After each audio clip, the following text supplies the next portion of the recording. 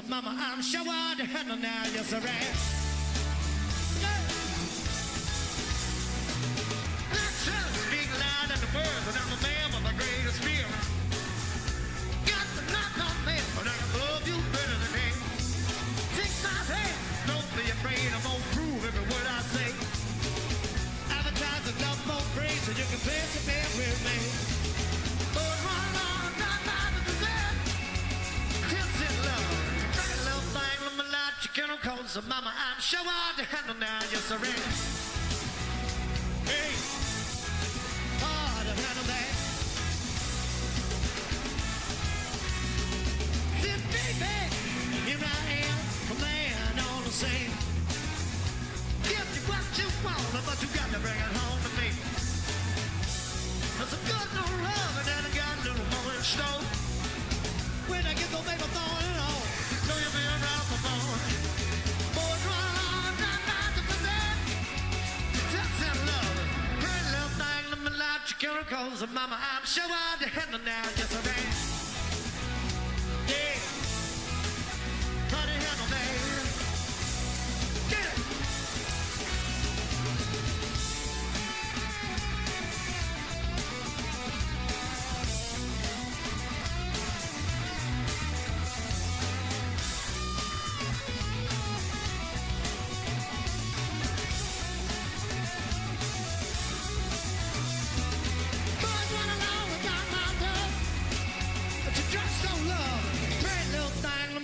Chemicals of mama, I'm sure I'll handle now, yes I am. Yeah, hard to handle that. Yeah, yeah, yeah. Come on, hard down.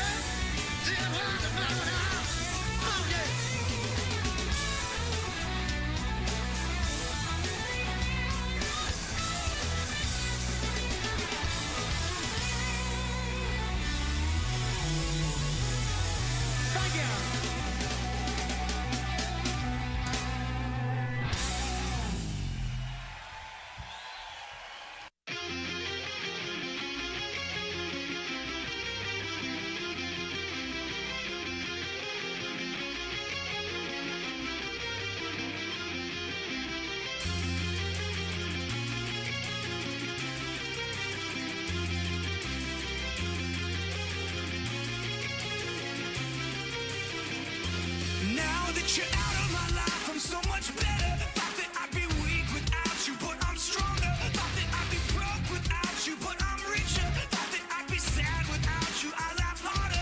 Thought I wouldn't grow without you, now I'm wiser.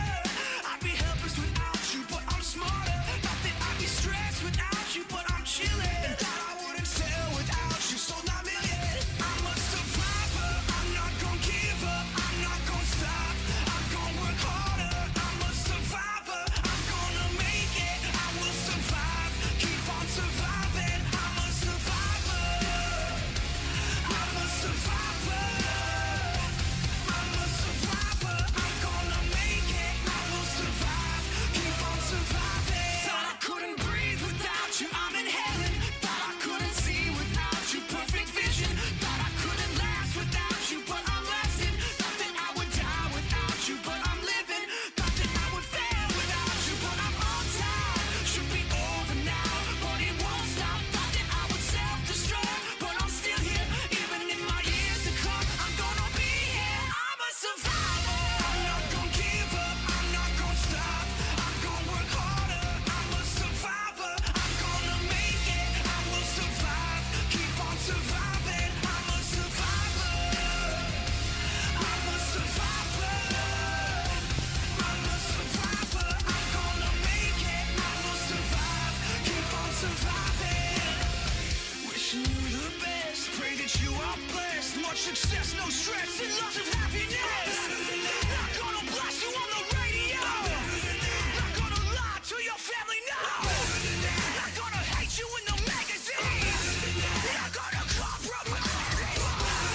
Not gonna diss you on the internet. No, I'ma try me better than that.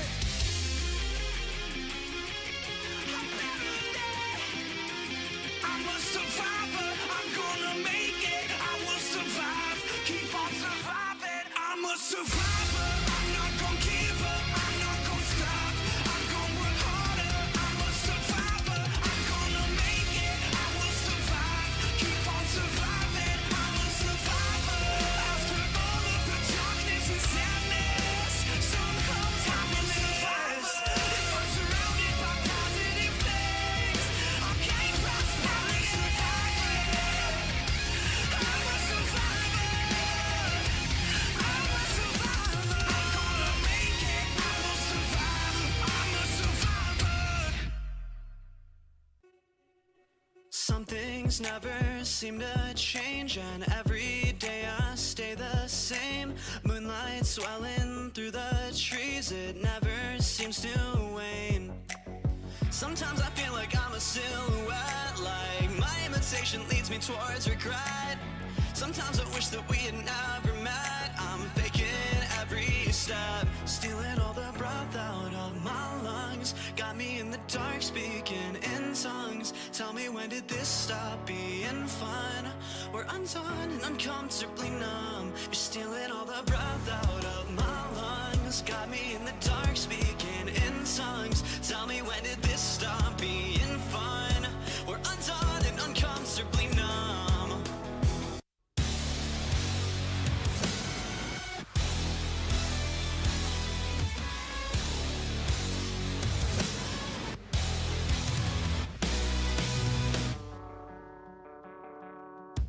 Disconnected, out of mind. I'm unaffected by the times. Misdirect me on a dime. Break me with something slight. Born in a compromise, raised on white lies. They say the road to hell is paved with gold. At 25 I feel content with caution. Dodging my halo. Dodging my halo. Dodging my halo. You're stealing all the breath out of my lungs. Got me in the dark speaking in tongues. Tell me, when did this stop being fun? We're undone and uncomfortably numb. You're stealing all the breath out of my lungs. Got me in the dark speaking in tongues. Tell me, when did this stop being fun? We're undone and uncomfortably numb.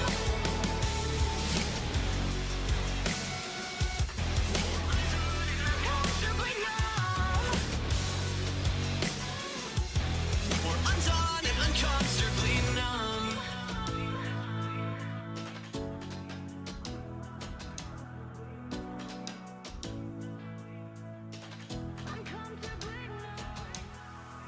The seasons change, we stay the same, so we're blue in the face. I need the pain to soothe my brain. You're stealing all the breath out of my lungs. Got me in the dark speaking in tongues. Tell me, when did this stop being fun? We're undone and uncomfortably numb. You're stealing all the breath out of my lungs. Got me in the dark speaking in tongues. Tell me, when did this stop being fun? We're undone and uncomfortably numb. Uncomfortably numb. We stay the same. The seasons change, we stay the same. We're undone and uncomfortably numb.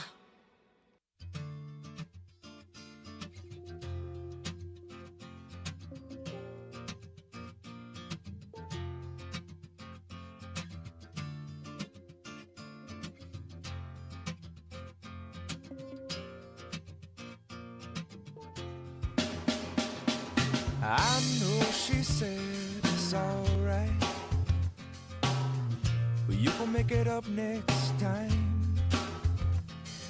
I know she knows it's not right. There ain't no use in lying.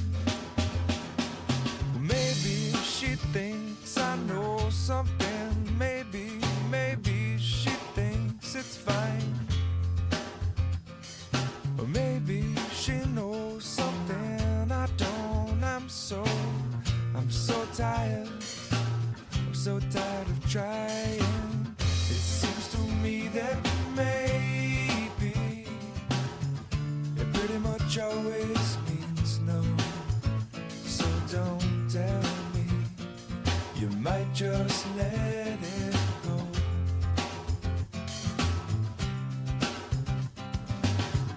And oftentimes we're lazy. It seems to stand in my way. 'Cause no one, no, not no one likes to be let down. I know she loves the sunrise, no longer sees it with her sleeping eyes. And I know that when she said she's gonna try, well, it might not work because of other ties. And I know she usually has some other ties. And I wouldn't wanna break them, I wouldn't wanna break them.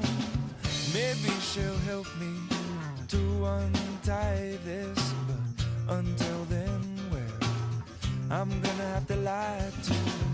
It seems to me that maybe it pretty much always means no. So don't tell me, you might just let it go.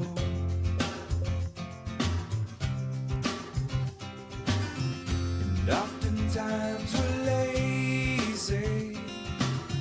It seems to stand in my way. 'Cause no one, no, not no one likes to be let down.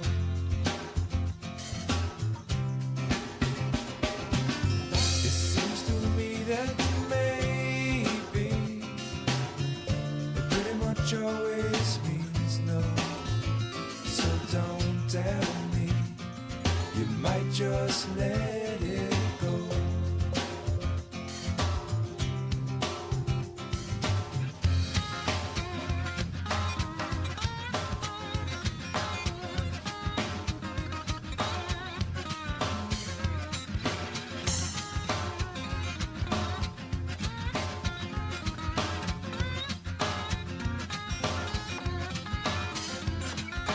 Harder that you try, baby, the further you'll fall. Even with all the money in the whole wide world. Please, please, please don't pass me. Please, please, please don't pass me. Please, please, please don't pass me by. Everything you know about me now, baby, you're gonna have to change. You're gonna call it by a brand new name. Ooh. Please, please, please don't drag me. Please, please, please don't drag me. Please, please, please don't drag me down. Just like a tree down by the water, baby, I shall not move.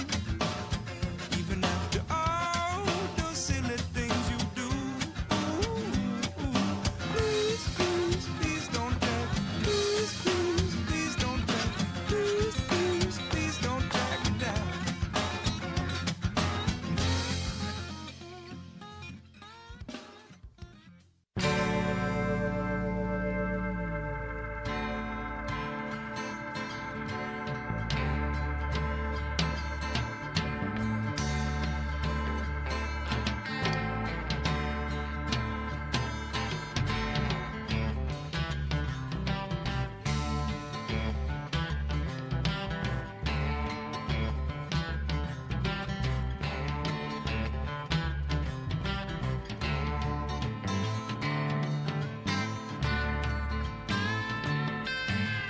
All I know is something like a bird within her saying.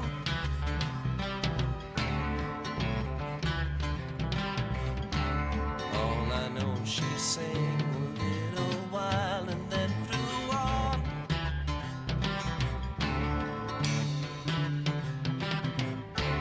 Tell me all that you know, I'll show you. Snow and rain.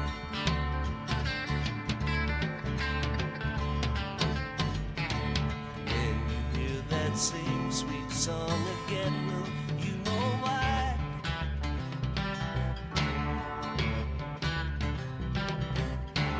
Anyone who sings a tune so sweet is passing by.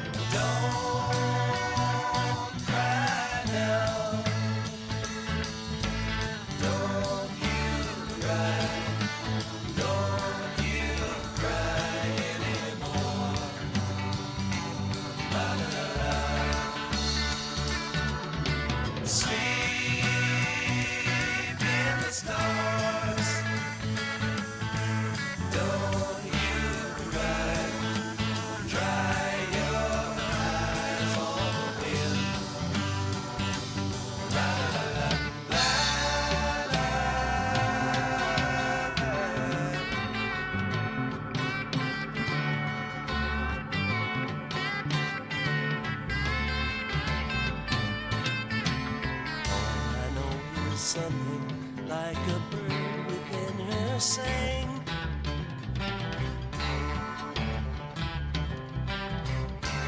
All I know, she sang a little while and then flew on.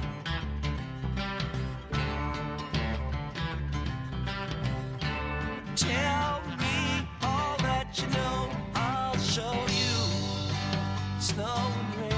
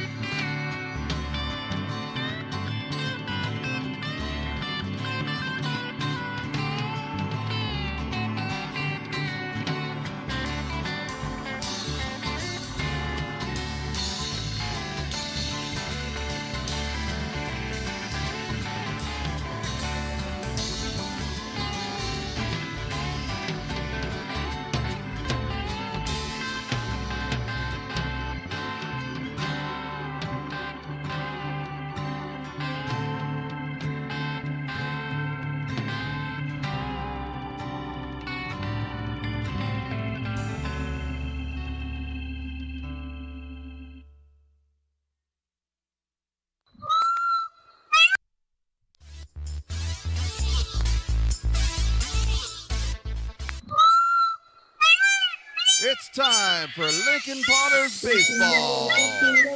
You got to pump it up, but don't you know, pump it up. You've got to pump it up, but don't you know, pump it up. You've got to pump it up, but don't you know, pump it up. You've got to pump it up, but don't you know, pump it up. You've got to pump it up, but don't you know, pump it up. You've got to pump it up, but don't you know, pump Today's it up. broadcast is You've brought got to you by pump it Stones up, Radio but don't Network. you know, pump Now it let's up. potter up You've to the got booth. pump it up, but don't you know. Hello, good evening, everybody, and welcome to McBean Stadium in lovely Lincoln, California for Game 2 of the 2024 Lincoln Potters summer season. I am Mark the Phantom Lowe. I'm here with Chris Toy. I'm here with Riley the Engineer, Willie Preston to my right, some interns over to my left, and we are all excited about the Potters taking on the Novato Knicks for the second of a three-game series. Potters won it last night 6-2, and first of all, before we go any further, that animal that you hear on the open is actually a peacock. And Chris Toy, our music director, thought it would be very clever to include that in our intro, and it scared me last night, and it scared me today. I knew it was coming, and it still scares me, but that is a peacock, and as far as I know, no peacocks were harmed in the making of our intro. So we are ready to go. Big excitement tonight. Caden Hunter, the left-hander out of Granite Bay High School and Sierra College, and headed up to the University of Southern California next year, is on the mound. He was 5-4 last year for the Wolverines, 108 strikeouts and just 27 walks and 80 2/3 innings, ERA of 2.23. And if you know anything about the Big 8 Conference, community college baseball, the Big 8 Conference is very tough now. 2.23 ERA is a very, very impressive number indeed. So Hunter will be taking on the Novato Knicks lineup. Let's see if we can put that lineup up on the board. We have that capability. We do, in fact, have that capability. Benny Nazario, who had a hit last night, batting in the second spot. Vinny Lencioni came on late, 1-for-1. Cody Guy behind the plate. Eli Hancock in center field. Not that Jake Paul in left field. Adrian Ruiz rounds it out. Batting ninth, playing second base. The pitcher tonight for the Novato Knicks is Satchel Green, which is already one of our favorite names, and it's only game number 2, and we already have our favorite name of a ball player here. Satchel Green on the mound, and Cody Guy behind the plate for the Knicks. We're just getting ready to go. Nicholas O'Rourke steps up to the plate. The right fielder comes out of Diablo Valley College. At 6:09, we are going to have our first pitch tonight. Partially sponsored and out here at the Me One Foundation. Out here, they do great work with cancer and cancer families. They're out here raising money tonight, doing the 50-50 and all that. So very honored to have them amongst us tonight as we watch the first pitch by Hunter right down the middle, and we are underway at 6:10 on a Saturday evening. A very pleasant Saturday evening, a very nice crowd out here to check out Game 2. Hunter working very quickly, swung on and missed by O'Rourke. He's followed by Benny Nazario and Max Shabastari. O'Rourke did not play last night in the 6-2 Potters win. 0-2 coming from Hunter. High fastball, and he does have a little bit of zip on that high fastball. It's 1 ball and 2 strikes on O'Rourke. Great crowd out here again today. Still, milling around, kind of getting settled.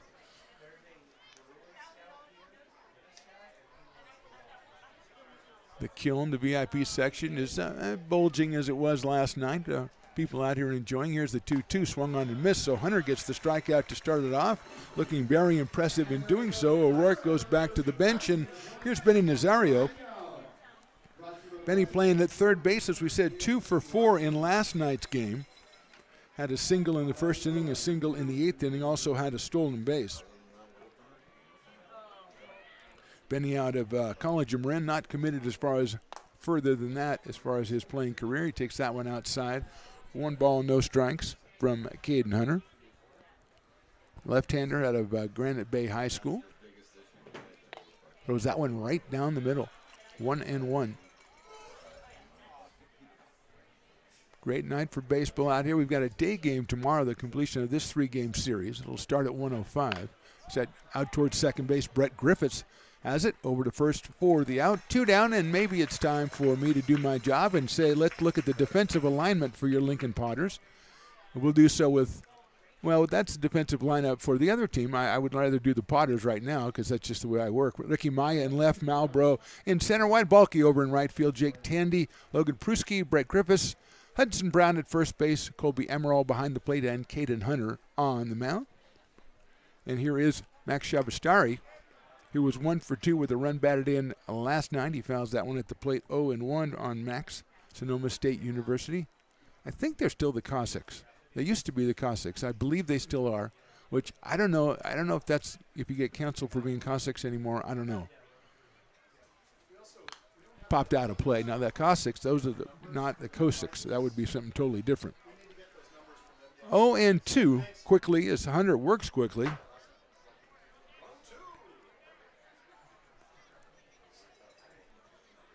Gets a sign behind the plate, Colby Amaral.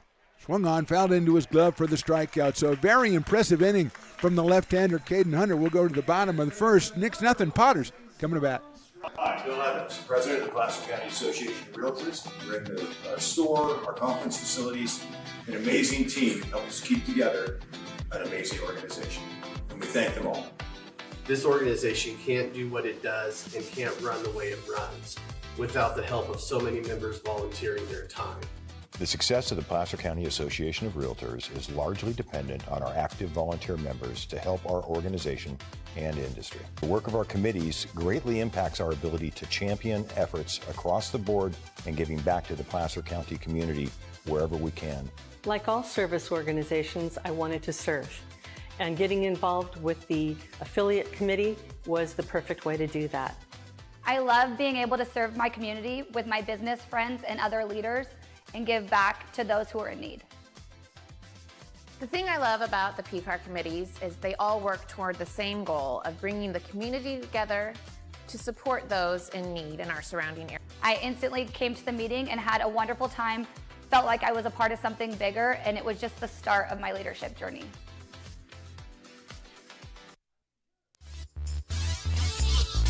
Welcome back out to McBean Stadium. Saturday night baseball here from Lincoln, California. Mark the Phantom Low here with you. Riley the engineer running the show. Chris Toy milling about. Willie Preston doing his PA stuff as always. Stones McCoy, he's the boss. He doesn't have to be here all the time, but we'll see him soon. I'm pretty sure of that. Potters shutting down the Knicks in the top of the first. Bottom of the first, let's look at that Potters lineup and see what we got going. Logan Pruski is going to lead us off again today.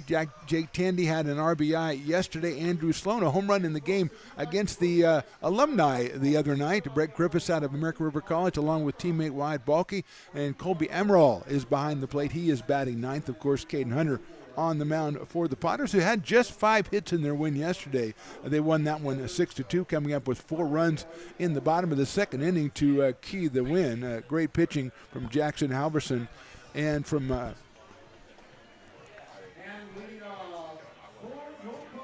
here comes Logan Pruski. Right-handed hitting Logan Pruski, 1 for 5 yesterday.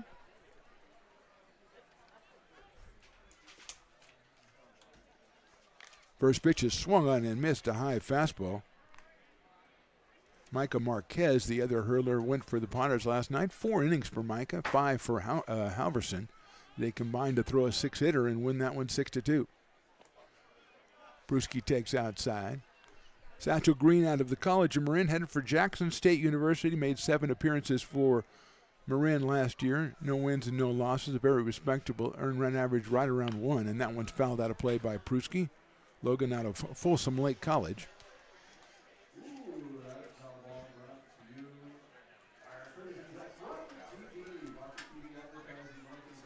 One ball and 2 strikes.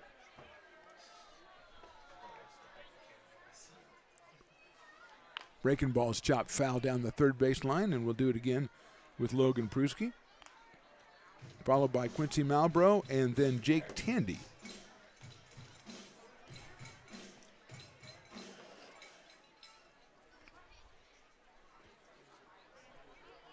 Crowd just settling in out here. Getting that first libation is always important.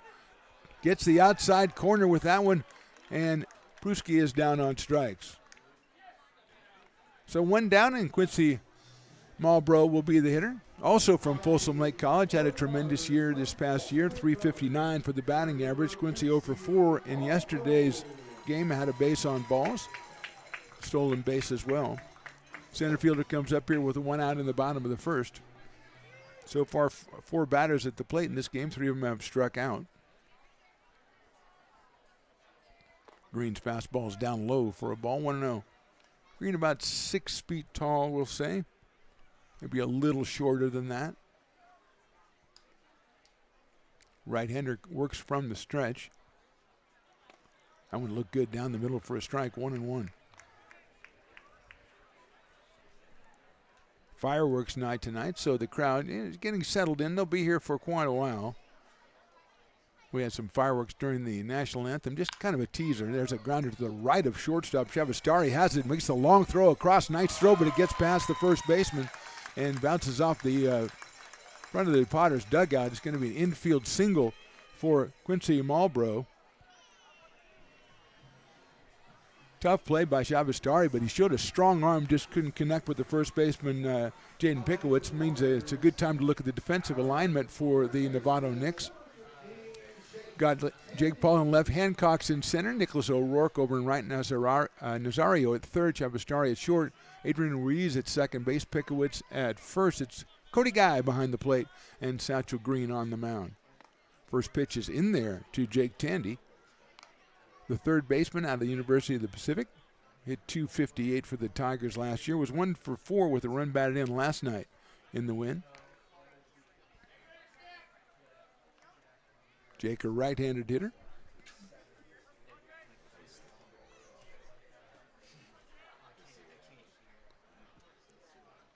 Look out, that one's behind his head for a ball.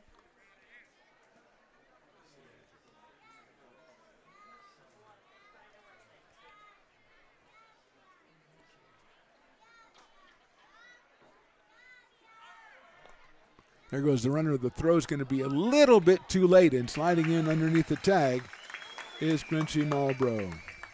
Nice throw by Guy on one hop to second. Got it there a little quicker, but Quincy just a little too fast, and he is in there.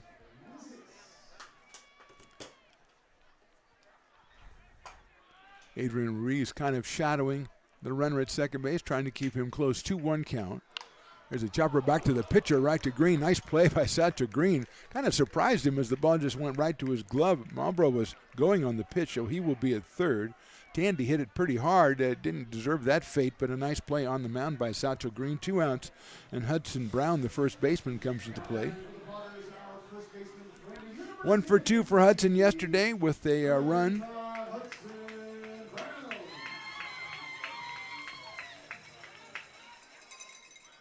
Hudson from the University of Kentucky, red shirt there. Takes a swing and fouls into the catcher's glove on an off-speed pitch. 0-1 from Satchel Green. Malbrough over at third base. 2 outs here in the first. Outfield is pulled around a little bit to right field as that one misses outside. Evens it up, 1 ball and 1 strike. Fireworks night tonight. Fireworks night, the next one will be on June the 8th. Outside, then June the 22nd. 4th of July, of course. Then we come back on the 6th of July, do some more fireworks, and then the final one will be on July the 27th, which is also Star Wars night. So got a couple of chances to check out fireworks night here at McBean. It's always a lot of fun, always a great crowd, always having a great time. Brown ahead in the count here with the runner at third base. That's inside, it's ball 4. So Brown didn't really get anything to offer at. He gets the base on balls, and that will bring up Andrew Sloan, who is the designated hitter. Tonight was the catcher last night. He was 0 for 3 last night, was Andrew. He's out of UOP. As we said on the at FanFest, he hit a home run off the light pole in left field off the great Anthony Perez. Andrew appeared in 31 games for the Tigers. He takes that one outside. So runners at first and third. 1 infield single and a walk here in the bottom of the first for the Potters. Caden Hunter, for his part, went shut down the Knicks 1-2-3 with 2 strikeouts in the top of the inning. Green delivers and it's a ball, 2-0. Brett Griffiths on deck, the second baseman, batting in the number 6 spot for Tyler Robertson, the manager of the Potters, who is the only undefeated manager of the Potters, as far as I know, in their August history at 1-0. Over to first base. It was a slow enough throw that the runner, Brown, was almost back up after diving in. He almost got back to his feet before the ball even got there. So it was not a really strong throw to first base. 2-0 pitch. Outside, 3-0.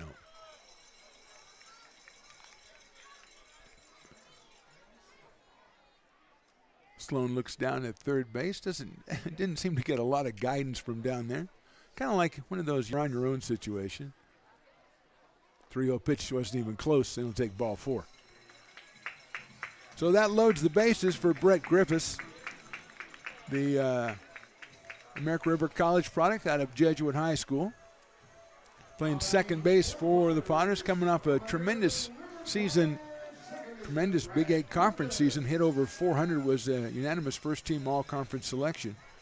And he was 0 for 2 with a couple of base on balls last night. He's got Satchel Green, who's walked 2 in a row now. See if he tries to get one over. He does, and it is down low for a ball. Had to strike out of Pruski, then an infield single for Quincy Marlboro. Tandy grounded back to the pitcher, then a pair of base on balls. Griffiths chops that one to the left into the hole. It's going to be a nice play by Shavastari. He's going to have no play, though. And it is the first run in for the Potters. And Brett Griffiths has his first hit as a Potter and his first run batted in as well as Marlboro scores the first run of the ball game. Big chopper by Brett. Hit it in the right spot. It was Nazario tried to come over and cut it off. Couldn't get there. Shavastari has already shown a lot of range at shortstop. It made the play, but kind of slipped it as he was trying to set up. He wasn't even going to let the ball go anyway. And that brings up wide Balky. Raking ball's popped up. Coming in the right fielder, that is O'Rourke, and O'Rourke will make the catch in short right center field. 1 run on 2 hits. We left a bunch. We go to the top of the second. Potters with the 1-0 lead. I'm Bill Spear, North Valley president of 5 Star Bank. In a time when business can feel so uncertain, we're here for you every step of the way.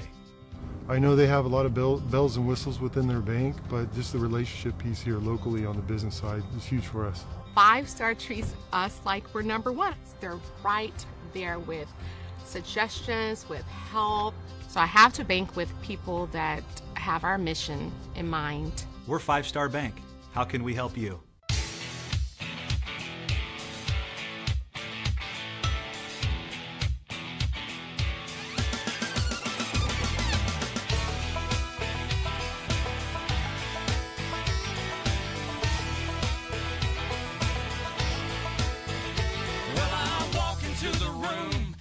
Out $100 bills, and it kills and it thrills like the horns on my Silverado grill. And I buy the bar. Top of the second inning from McBean Stadium in Lincoln, California. Potters with the 1-0 lead on the Brett Griffith RBI single. Caden Hunter back on the mound. He dispatched the Knicks pretty easily in the top of the first. A couple strikeouts and a ground out to second base. Took about, I'm going to say, 11 pitches or so maybe. So a very efficient inning for the left-hander out of Granite Bay High School and Sierra College. Headed off to USC to become a Trojan in the fall. He'll face Vinny Lencioni, then Jaden Pickowitz and Cody Guy, the first three hitters for the Knicks. Lencioni came in yesterday as a pinch hitter, the catcher out of Napa Valley College. Delivered a pinch hit single yesterday, so he was 1 for 1. He is, according to my notes here, headed for Sonoma State University. Takes the first pitch, a pretty good-looking fastball, misses outside, so it is 1-0 on Vinny. Pickowitz and Guy to follow. Hits that one high up in the air to center field. Marlboro in his tracks in medium deep center makes the catch for the out. So Lencioni makes contact but flies out to Quincy Marlboro in center field for the first out. Jaden Pickowitz will be the hitter, and Jaden has the unfortunate distinction of being our Dueling Dogs batter of the game, which means if he strikes out, half off Dueling Dogs products for the rest of the inning. So the left-hander, who was 0 for 2 yesterday, up here against the tough left-hander Hunter, and he takes a breaking ball, slider in there for a strike. Pickowitz from Sonoma State University. 0-1 on Jaden.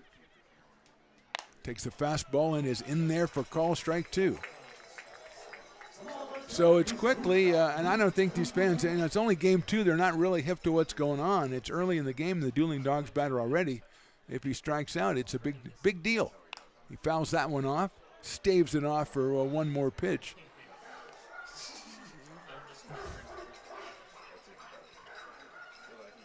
Got our great sports bar-like area down the first base line. We've got another canned beer bar down the third base line, so a lot of places to pick up the items. That one is just a little bit out. No, he calls it strike 3. He calls it late. I was running because Colby Emerald threw the ball to third base. I'm like, I don't know if you can do that. Then the umpire showed strike 3, and we've got ourselves our first Dueling Dogs cash-in of the season. Pickowitz is out on strikes, third strikeout for Caden Hunter. And if you're driving around out there and you can get here before the end of this inning, you might want to come in here and get half off Dueling Dogs. Just a thought. Hunter's first pitch is a strike on the outside corner to Cody Guy. Cody out of Willamette University, got in a couple of games for them last year, and he is making his first appearance. He fouls that one back to the screen. So quickly, Hunter works quickly and he works efficiently. A couple pitches to Lencioni, and then as many as was needed to Pickowitz. And he's trying to dispatch of Cody Guy here. He's ahead in the count, no balls and 2 strikes. Right-hand hitting catcher. Fastball just misses. I have to wait because this umpire fooled me last time. Just misses the inside corner. 1 ball, 2 strikes on Cody Guy. If he were to reach, Eli Hancock, the center fielder, on deck. Fastball, and that's ball 2. And one of those that the entire infield left the field, or tried to leave the field, started to leave the field. Riley, the engineer, gave me the shoulder to shrug emoji, so, you know, he thought it was a strike. Of course, I don't know that he's ever played baseball, so I can't really. That's popped up out of play. Now, is that unfair, Riley? Have you played baseball? Okay, I stand corrected on that, all right? Okay. I mean, I think you were right in this situation. I think you were right to be disgusted. But, I mean, it's early in the game. We can't get too disgusted in the second inning.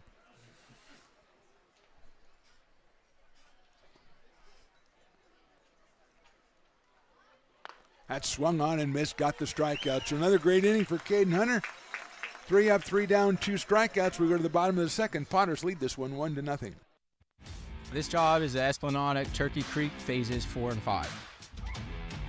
Our scope of work for this project is full scope, so we've got all the underground, all the joint trench, and all the topside included with it. We're putting in sewer pipe, manholes. We're not doing services yet. We go through and do all the main line, and then we come back and do all the services after that. I would say this project right here, the one we're working on, is probably about a 2-month project.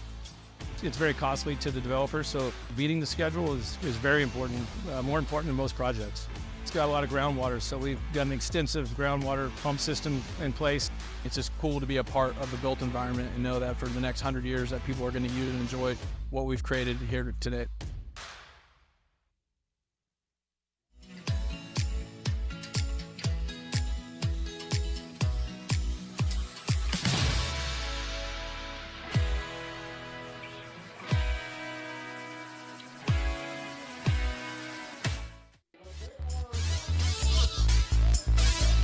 Exciting times out here at McBean Stadium as you've joined us right in the middle of the big mascot race. And Piper the Peacock has a huge lead, but is doing the worm instead of running. He's got several diminutive opponents, and they're all passing him. One slid. That had to hurt, buddy. And there's all dressed in pink, and she's going to win too. So Piper, I'm going to say maybe when he goes back to the bench, the manager's going to have a word with him and say, look, buddy, I don't know if you're doing that thing where you're celebrating too early, but doing the worm when you're maybe 30 feet away from winning, not the best idea, and also not the best idea, but I guess it's okay if you're a kid. It's a slide when you're wearing shorts across home plate. Sometimes that doesn't go well, but in this case, everybody seemed to have a good time. Satchel Green had to wait, so he is taking his warm-up tosses right now, the right-hander, throwing it to his catcher, Cody Guy. So they had to wait for the very entertaining race, actually, as Piper snuck on the field. I didn't even see him. And he snuck out. He was starting at second base, rounded third, had a huge lead, stopped, did the worm, and then everything kind of fell apart from there. So it's a lesson to you. Bottom of the second coming up, it'll be Ricky Maya, then it's Colby Amaral, and then the top of the order, Logan Pruski against Satchel Green, who had a strikeout in the top of in the bottom of the first, allowed 2 hits. Both of the infield variety did have 2 base on balls, which hurt him, and got out of there with just 1 run allowed. Retiring Balky with the bases loaded on a fly ball to short right center field. So here's Ricky Maya out at Folsom Lake College, making his debut for the Potters. And he check swing on an off-speed pitch. He's ahead in the count, 1 ball and no strikes. Ricky out in left field for the Potters today. His mom, Sarah, threw out the first pitch on behalf of the Me One Foundation. Swings and misses on that one, 1-1. Members of the foundation all over McBean Stadium tonight getting donations for a tremendously worthy cause. 1-1. Misses that one outside. 2-1.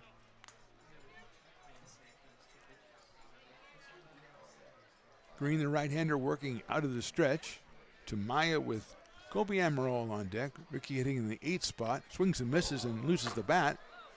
And he'll have to go get that. Going to check the gloves, see if they're a little bit slippery there. So 2 balls and 2 strikes on Maya, opening up here in the bottom of the second inning on a very nice night here out at McBean Stadium.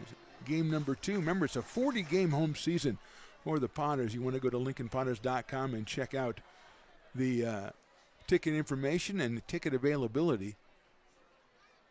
Maya swings and misses on one in the dirt. Cody Guy's going to gun it down to first base. And that is the second strikeout for Satchel Green, and the first out here in the bottom of the second. And Colby Amaral, the catcher, will come up to the plate. He's out of Waldorf University, which is back in Iowa, I believe, and he was 0 for 2 last night. And here's Amaral. A couple of special nights, and I know you don't want to know the theme nights. Again, go to LincolnPotters.com for the real information, but I will give you the information as I know it. Swing and a miss by Amaral, actually fouled it at the plate, 0-1. On May 31st, it's Pokemon/90s night, okay? So I don't know all that involves. I don't think we'll have any. I know Pikachu's not showing up here. I think Pikachu only does the big games. But I do believe that means if you're in your 90s, you get in free. So, and if it doesn't, I'll pay for you. I mean, there you go. Just a little bit high. I don't know what the Pokemon. I don't know if they're going to have Pokemon here. Squirtle might be here. I don't know. Snorlax, always been my favorite. Charizard's a popular one. Ash Ketchum may be here himself. I don't know. Or Nurse Jenny. I don't know who's going to be here. But I do know that if you're in your 90s, I think that's what that means, 90s night. If you're in your 90s, you get in free, right? Isn't that what it means? Okay. Well, they got to be clear on these things. I mean, sometimes you misunderstand. Popped up, out of play. Although I'm now, after talking about it, very excited for Pokemon night because I want to see who's out here. It'll be a tremendous night. On June 15th, Disney night. Disney night. We'll have princesses all over the place. It'll be a tremendous evening. You want to get out here for that one. 6/21. What a day. It's June 21st, Piper's birthday. That is inside and low 2-2. And that means all the other mascots in the area always come out to celebrate Piper's birthday. So it's always a heck of a lot of fun. Slamson's out here hanging out. We've got the Rhino from 12 Bridges High School. William Jessup usually sends a Jessup, whatever that is. We have all kinds of stuff, all kinds of fun on Piper's birthday. The next night after Piper's birthday, you got to recover and come back for superhero night. And superheroes, it's not like, oh, superheroes is my grandma or something. That's great, but that's not the kind of superheroes we're meaning. Outside, ball 4, Emerald gets the base on balls. Third one issued by Satchel Green. It'll bring up Logan Pruski. It's like a Spider-Man thing. It's like a Batman thing. It's those guys, those kind of superheroes. Then on July 19th, this is always a sore spot for me, July 19th, Harry Potter night. I've been doing this a long time. Harry Potter has never showed up. I mean, we might get Hagrid. Sometimes Weasley's out here. We have never got the real Harry Potter out here. Maybe this year's different. Pruski takes down low for a ball. Logan struck out opening in the bottom of the first inning, was 1 for 5 yesterday and drove in a run. Quincy Marlborough is on deck. So that is on July 19th. Then on July 27th, it's a special night. It's Star Wars night. Star Wars themed jerseys. It's a fantastic evening. So any of those dates would be a great time. If you're targeting a time to come on out to the Potters, you might want to come out to one of those theme nights. Again, if you're in your 90s, I would take Pokemon night because you get in free. Sure. Throw over to first base, and Emerald is back in. Colby down there with one out here, bottom of the second. Satchel Green, the right-hander, out of College of Marin on the mound for the Knicks. Swinging a foul inside, handled by Cody Guy. 2 balls and 1 strike. Good job by the Knicks last night, actually. Their pitching held the Potters to just 5 hits. Potters had that 4-run inning in the second. Otherwise, there goes Amaral. Pitch is swung on and fouled. Otherwise, a great job, especially by, I want to get the names right, Dave Skaggs and by Jackson Sadler, who were the 2 pitchers that came on in relief of the starter, Killingsworth. They were very impressive and shut the Potters down. I think just a run and 2 hits over the last 5 or 6 innings of the ball game. So good arms on the Knicks, as they're just getting their season started, just getting their team ready to go. That's outside, and Guy blocks it.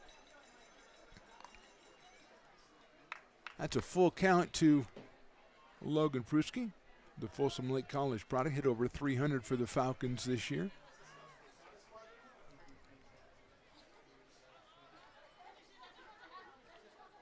That's in the dirt, ball 4, so another base on balls from Green. Pruski to first, moving down to second as Amaral, and it gives Quincy Marlborough a chance to come up. Quincy had the infield single in the first inning, stole second, and then scored later on an infield single by Brett Griffith. So Quincy 1 for 1 in this one. Got his first hit of the season back in the first inning. Right-hand hitting center fielder out of Folsom Lake College.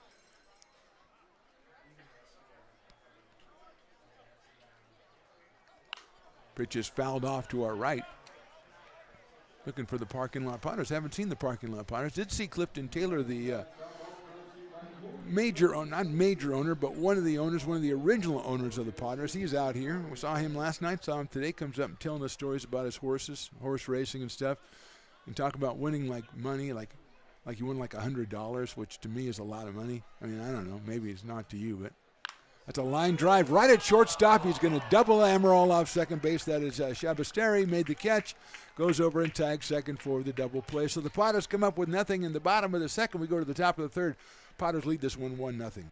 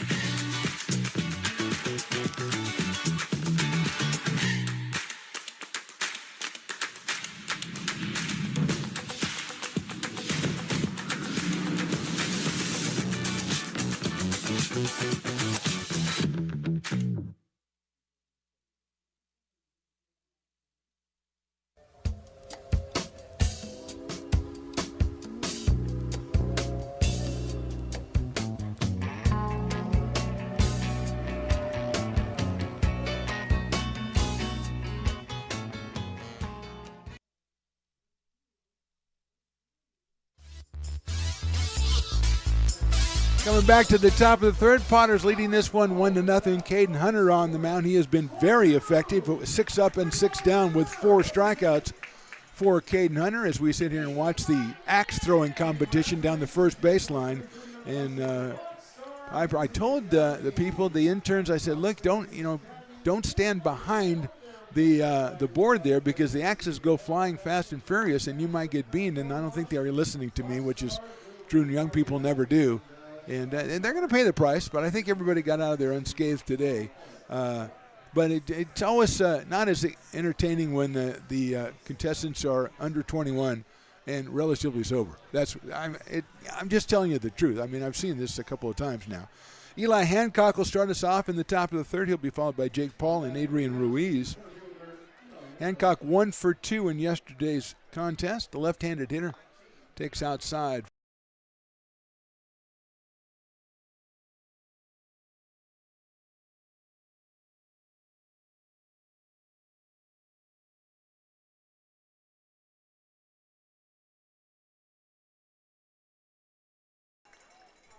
'Caden out of Granite Bay High and Sierra College, headed to USC, and you can certainly see why.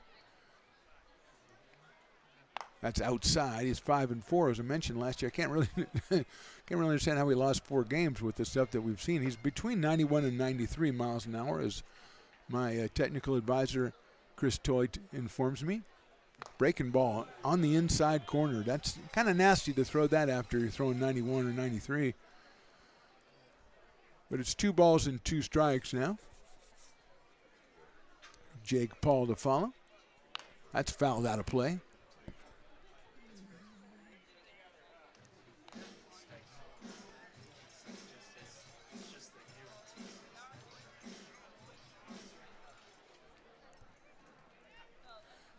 Two coming from Hunter from the windup. Fouled out of play again as Eli Hancock hanging tough in there against the left-handed Caden Hunter. About 6'2", Caden Hunter. Against Eli Hancock, starting off here the top of the third inning from McBean Stadium. Great crowd out here again. That's high and inside. That'll go to 3-2. Great crowd on the first base side, third base side, right in front of us behind home plate, and of course, as we said, down in the VIP kiln area, and also on the grassy knoll in the left field. We cleaned it up out there. 3-2 pitch. That's got to be call strike 3. Yeah, it is call strike 3. Hancock thought he got himself a ball 4, but that one's clearly not the way it worked. So he is out on strikes. That is the 5th strikeout for Eli Hancock, and now Jake Paul will be the hitter. And just so you know, the aforementioned Clifton Taylor, the owner, was up here telling me I had to talk about Jake Paul not being that Jake Paul, and I probably should do it because he's a very powerful fellow. There's a breaking ball in there for a strike. Something about Jake Paul working out for his fight with Tyson because the only way he'll beat him is holding a bat. I think that's what it was. I hope I did it justice. And actually, it's not bad. Down the middle for a strike, 0-2. So now that we got that out of the way, we can go on with the rest of the game. But still, that's good work. 0-2. Left-hand hitting left fielder. Jake, also from Sonoma State University, fouls that one back to the screen, so he stays alive at 0-2. Adrian Ruiz, the second baseman, hitting in the 9 spot. He is on deck.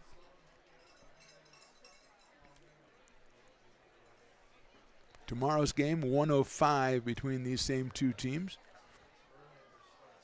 Paul swings and misses at the breaking ball. And that is 2 outs here in the third.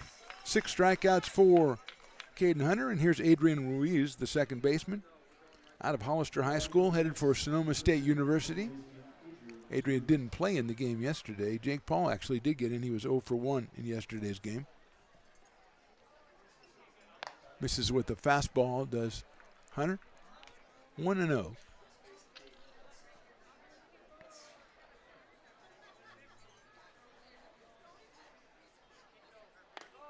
Swung on and fouled into the catcher's glove. Evens it up at 1-1. Have an abbreviated postgame today because of the fireworks, but postgame sponsored by the Friends of McBean, so we invite you to stick around. We'll recap the game very quickly, and if the Potters emerge victorious, we'll have a player of the game, courtesy of Old Town Pizza. couple of the really good sponsors here for the Lincoln Potters, Old Town Pizza and the Friends of McBean. 1-2 pitch. Hit sharply out towards shortstop. Pruski stays down. He's got it across the diamond and gets him by a step at first base. Another good inning for Caden Hunter. 9 up and 9 down. We go to the bottom of the third. Potters on top, 1-0. When it comes to your home's maintenance and repairs, Jeffers Resource Group has you covered. Our handyman services offer a comprehensive range of expertise, from minor carpentry to drywall, electrical and flooring for property managers, landlords, and renters alike. We ensure that every job is completed to the highest standards, so you can have peace of mind. Contact us today to discover how Jeffers Resource Group can help keep your home in top shape.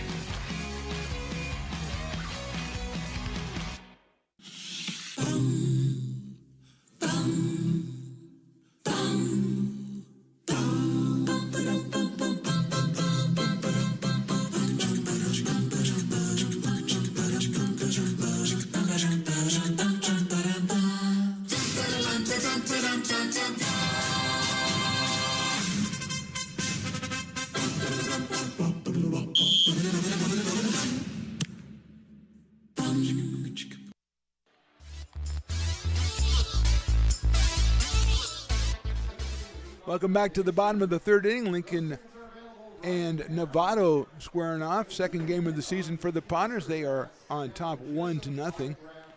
Got Jake Tandy, Hudson Brown, and Andrew Sloan, the hitters in this inning. Just kind of looking at them now. I gave all the promotional nights, and I'm looking up some of the giveaway nights now. Rally towels were last night. They were tremendous. Love those. Coming up on Friday, June 21st, the Piper Wobble, which I guess is a bobble. I'm not really sure what that is, but I'm going to get one. You got to have that. It's courtesy of D.R. Horton.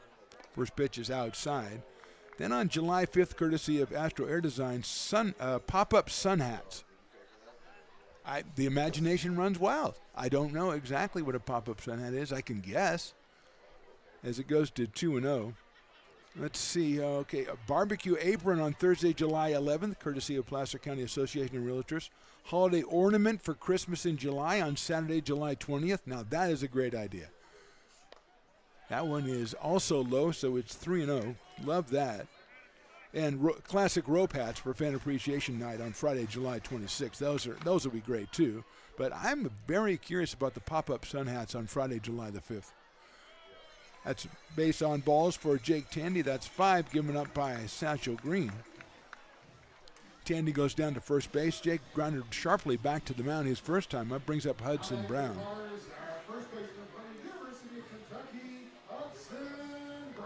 There are some special nights as well.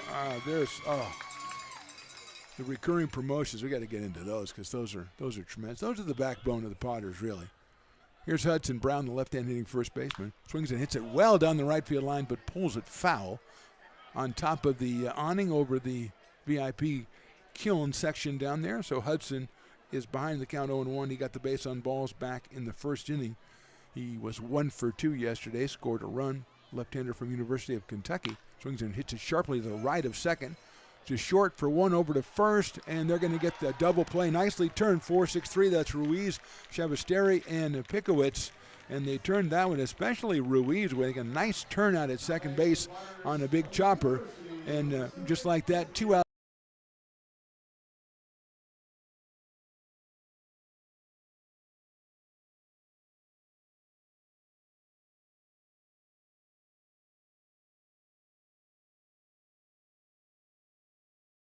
Manager Tyler Robertson takes that one high and inside and is ahead in the count, 1 ball and no strikes.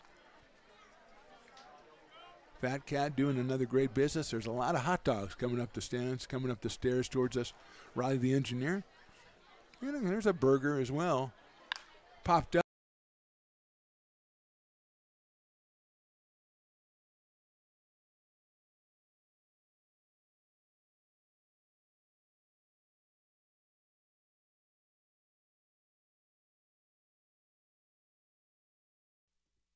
When it comes to your home's maintenance and repairs, Jeffers Resource Group has you covered. Our handyman services offer a comprehensive range of expertise, from minor carpentry to drywall, electrical and flooring for property managers, landlords, and renters alike. We ensure that every job is completed to the highest standards, so you can have peace of mind. Contact us today to discover how Jeffers Resource Group can help keep your home in top shape.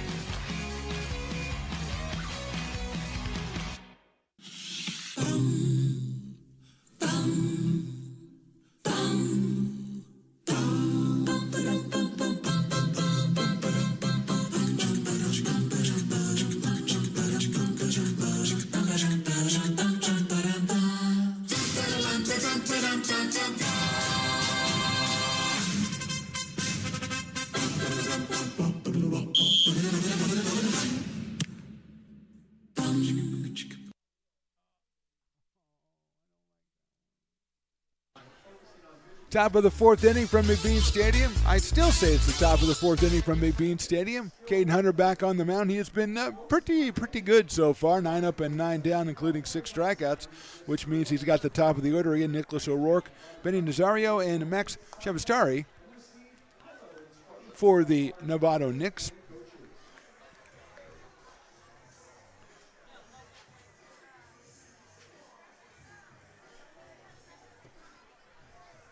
O'Rourke struck out to open the game, playing out in right field. Comes out of Diablo Valley College, where he hit 242 last year for the Eagles. I think they're the Eagles. To look that up. Swings and pops that one right side, giving chase over there is Hudson Brown. It looks like it'll get out of play, and it does on top of the awning again over the kiln. So it is 0-1. Just want to mention those 6 recurring promotions for the Potters this year, and this is one of my favorite. Loomis Basin, 2 for Tuesdays, half off Loomis Basin beers. That's always very popular, and we're going to come back. We've got a game tomorrow, Sunday, then Monday is an off day, back on Tuesday for another ball game. So there'll be a 2 for Tuesday right there. There's a strike. Stella Rosa Wine Wednesdays with $5 sangria. Founders Thirsty Thursdays with $5 16-ounce beers. I do like a Thursday. That's sliced down the right field line, out of play. Orange Fridays, $1 off select beers. Dueling Dog Cider Saturdays with $7 16-ounce ciders. And Slice Sundays with $1 off sliced beers and Old Town Pizza slices. So, hey, what's your whistle any which way you can if you come between Tuesday and Sunday. That's pretty good. Popped out of play. Always every Sunday, Military Appreciation, where current and former military members and their families receive free general admission. So we got a lot of stuff going, promotions, giveaways, recurring things, everything happening this year. 40 times for the Potters. There's strike 3 call to O'Rourke, and he is down on strikes. 40 dates, of which today is only the second. Here's Benny Nazario, who grounded out to second base his first time. Benny out of the College of Marin. Hits that one up the middle. That's into center field for a clean base hit to the right of second baseman Brett Griffiths. It's a line drive, and Nazario has the first hit, the first base runner for the Knicks with 1 out here in the top of the 4th. That'll bring up Max Chavastari, the shortstop. Infielder from Sonoma State University as well, struck out his first time. Was 1 for 2 at an RBI in last night's game, won by the Potters 6-2. So Nazario now 1 for 2. He's 3 for 6 in the series so far. Hunter comes to the plate, and it's a little bit high. 1 ball and no strikes on Chavastari. He's followed by Vinny Lencioni, the designated hitter.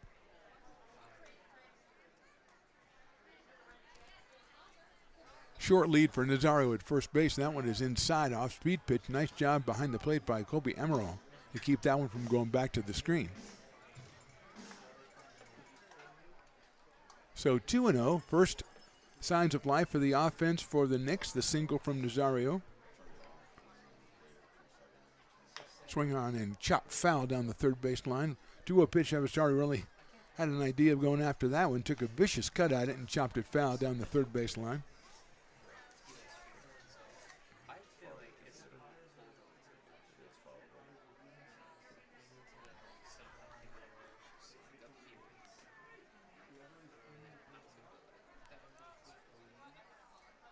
Swung on and missed an off-speed pitch. 2 balls and 2 strikes. Coaches for the Knicks, Brett Kim and Ray Cooney. So wanted to give them a little shout out. They were nice enough to bring us our lineups early. 2-2 pitch inside, turned away from it, almost hit Shavastari. So he's worked the count full at 3 balls and 2 strikes. See if Nazario is taken off at first. He did have a stolen base in last night's game.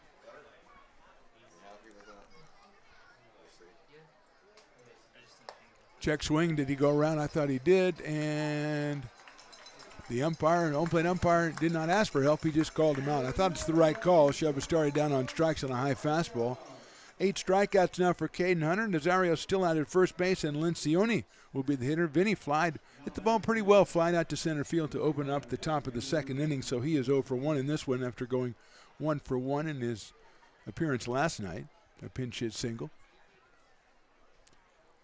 Hunter thought maybe we get a guy going, so he throws over to first base, scooped out by Hudson Brown. Jaden Pickowitz to follow. Not a big lead at first. That's it right back up to the middle. That's into center field for a base hit. Marlboro comes up, scoops it up, and he's going to hold the runner at second base. But just about the same place that Nazario's hit was. Lencioni hits it back up the middle. He is 1 for 2, and Jaden Pickowitz, who's our dueling dogs batter of the game, and also, more importantly, up here with 2 on and 2 out in the top of the 4th. Struck out back in the second, got half off dueling dogs products for the rest of the inning for the patrons in that inning, and I think they've got the hang of it now, and they know exactly what they're rooting for. As we look out on the grassy knoll, it's throngs of people out there. Breaking ball, check swing in there for a strike. Very popular out there. You got that new sidewalk, new big fence out there as well. Still a nice cleaner look down the third baseline. 0-1 to Pickowitz. Another breaking ball, another strike. That one on the inside corner, so Hunter moves it around. 0-2 on Jaden Pickowitz. Cody Guy to follow if he keeps things going here in the 4th, which shows the first signs of light for the Knicks with a couple of singles back up the middle from Nazario and Lencioni. 0-2 coming up. Fastball right down the middle, call strike 3. So we're out of the inning. We got half off dueling dogs. We go to the bottom of the 4th. Potters on top 1-0.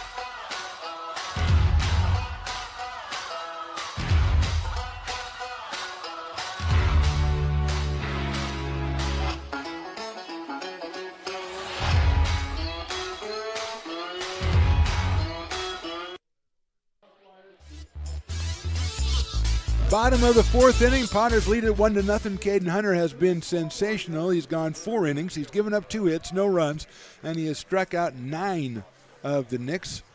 He hasn't thrown a whole lot of pitches either.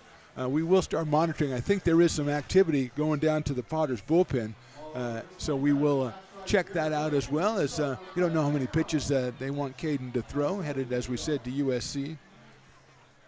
Had a great year out at Sierra College this year, coming out of Granite Bay High School. It'll be Brett Griffiths, then Wyatt Balke, and Ricky Maya for the Potters here in the 4th inning against Satchel Green, who actually has been pitching very well. He just has issued 5 walks and kind of factored back in the 1st inning when Griffiths knocked in the only run with an infield single with the bases loaded. So he's 1 for 1 with an RBI up here to start off the 4th.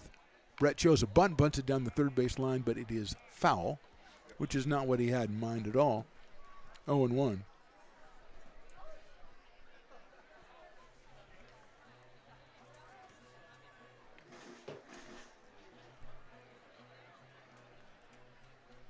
No balls and 1 strike. Griffiths playing at second base for the Potters. Lets that one go outside. 1-1.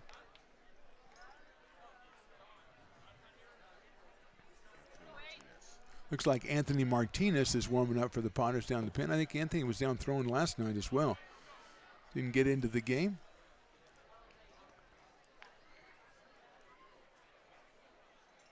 Griffiths hits it sharply, but right out at shortstop. Shavastari jumps up and hits him on the left hand and goes out into center field.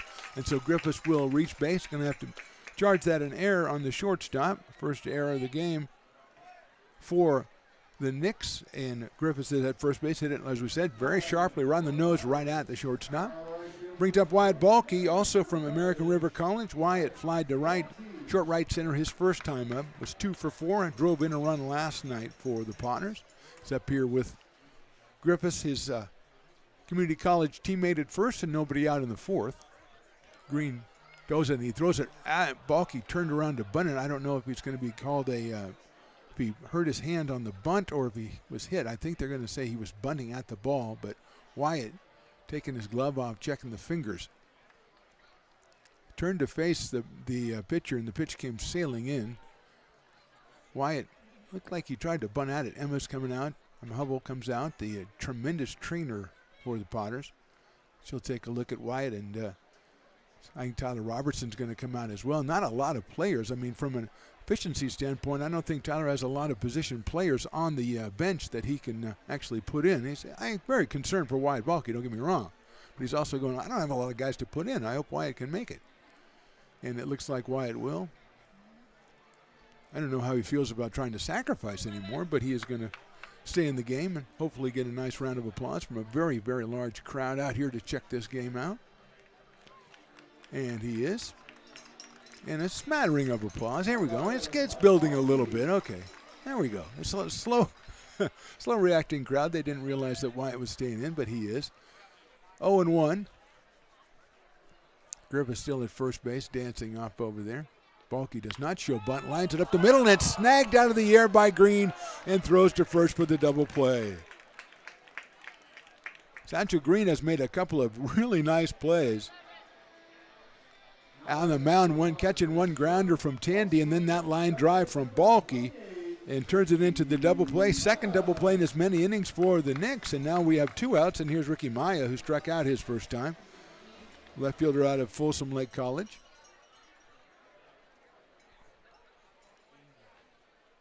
Takes a check swing and it misses.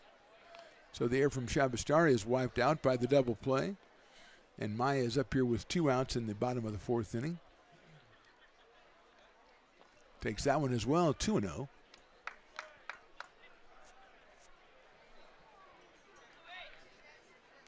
Colby Amaral, the catcher, the number 9 hitter on deck. Ricky takes outside again, so it's 3-0. Green again having his only weakness so far has been the base on balls. He certainly fielded his position well.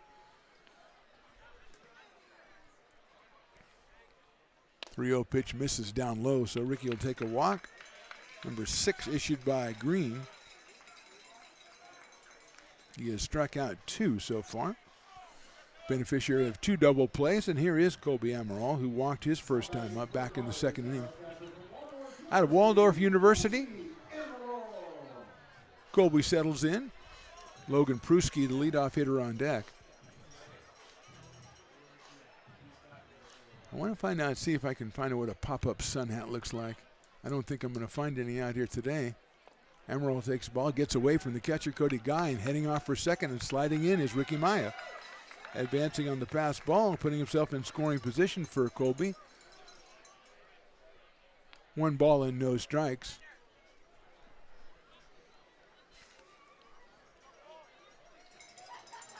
Outfield shaded a little bit over to the right in center field, and that's Eli Hancock. It's in the dirt. That one blocked by Cody Guy. Left field and right are straight away. Left field is Jake Paul, and he is deep in left field. And, you know, you feel bad for a left fielder coming in the first time playing in that because the Sun is on left field for most, especially a 6 o'clock start for the first half of the game at least. It's really tough. In the dirt, blocked by Guy. 3-0. So I think Jake Paul's like many left fielders who come in here and goes, I just hope they don't hit it to me. Because it could get nasty out here.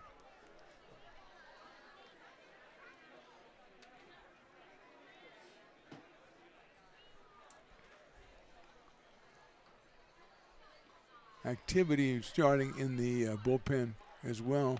There's in there for a strike. It's like number 38 out there is warming up.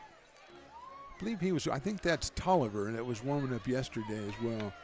I think that's Marcus Tolliver. But we got revised numbers today, so we'll double check that. 3-1 pitch. Emerald takes ball 4. So 2 on. Yeah, Marcus Tolliver out of San Rafael High School, the College of Marin, is warming up, and we're going to have a meeting at the mound. I think we might get a pitching change. That's a lot of pitches for Satchel Green. We're going to take a short break here. We'll be back with perhaps the identity of the new pitcher from the Knicks. Right now we're in the bottom of the 4th. Potters on top, 1-0.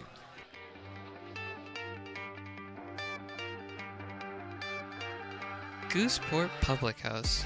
We have sports on 10 big screen TVs, 23 beer taps with classics and crafts, a full bar with creative craft mixed drinks, live music, and most importantly, great fresh food.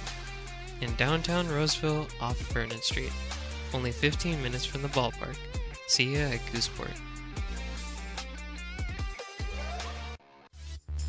Conversation's over. I know we enjoyed the Gooseport beer. The voiceover on that is fantastic. Satchel Green is staying in the game. Persuaded the coach to let him get it out here. Logan Pruski, the hitter, he has struck out and walked. The Folsom Lake College product. 1 for 5 with a run batted in last night's game. He's up here with runners at first and second and 2 outs here in the bottom of the 4th. Potters lead at 1-0. Fastball just a little inside. 1 ball and no strikes with Quincy Marlboro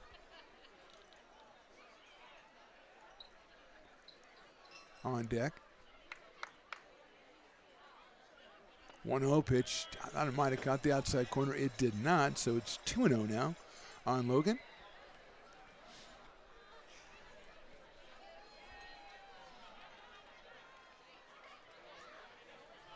Green checks with Cody Guy with the 2-0 pitch coming up.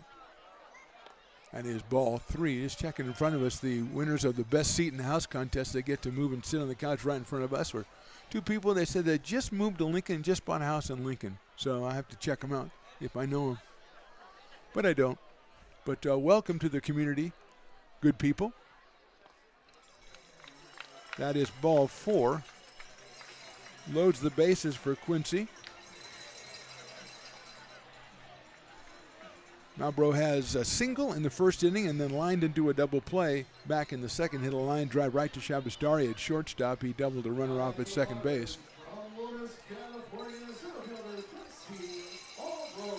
So Marlboro steps up here, right-handed hitter against Satchel Green. Maya at third, Emerald at second, and now Pruski over at first. That's hit high in the air, well to right field, giving chase as O'Rourke. He's backing up. He has room, reaches up and makes the catch for the out. So nice contact from Marlboro, but not far enough. No runs, 3 left. We go to the top of the 5th. Potters still leading 1-0.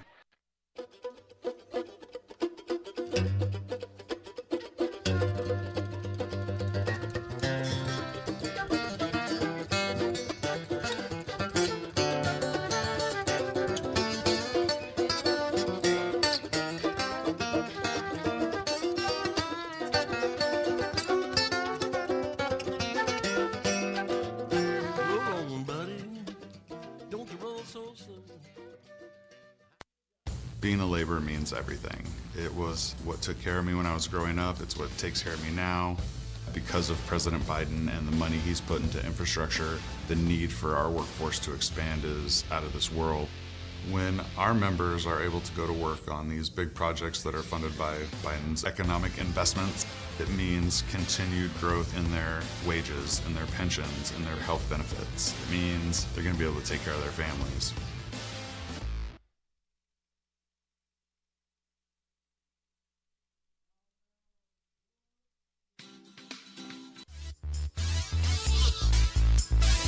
Top of the 5th inning.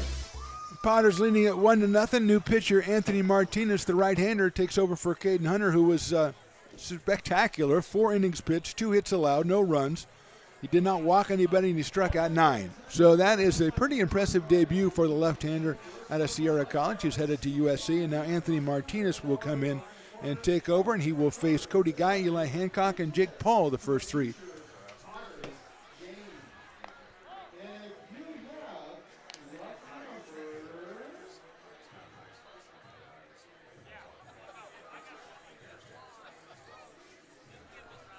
So Martinez finishing up the warm-up tosses, gunned down to second base by Amaral, and we are ready to go here.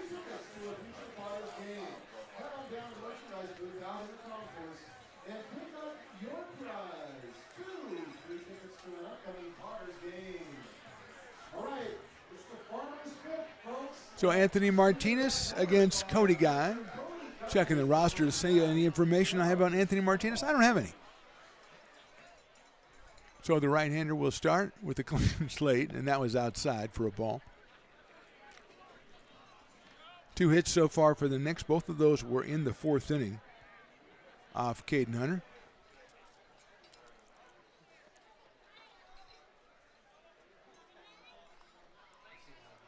Little hold up there as Hancock picked up that ball. That's chopped foul over towards Hancock and the other Knicks in the dugout. 1 ball and 1 strike on Cody Guy out of Willamette University.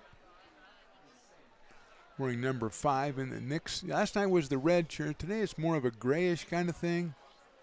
Hit sharply but fouled on the first base line. Just to the left, or to the right of first base. Almost got the umpire out there. He got out of the way. Made a good call on it because he was right on top of it. Just a couple of feet away from maybe extra bases for Cody Guy. But as it stands, it's 1 ball and 2 strikes.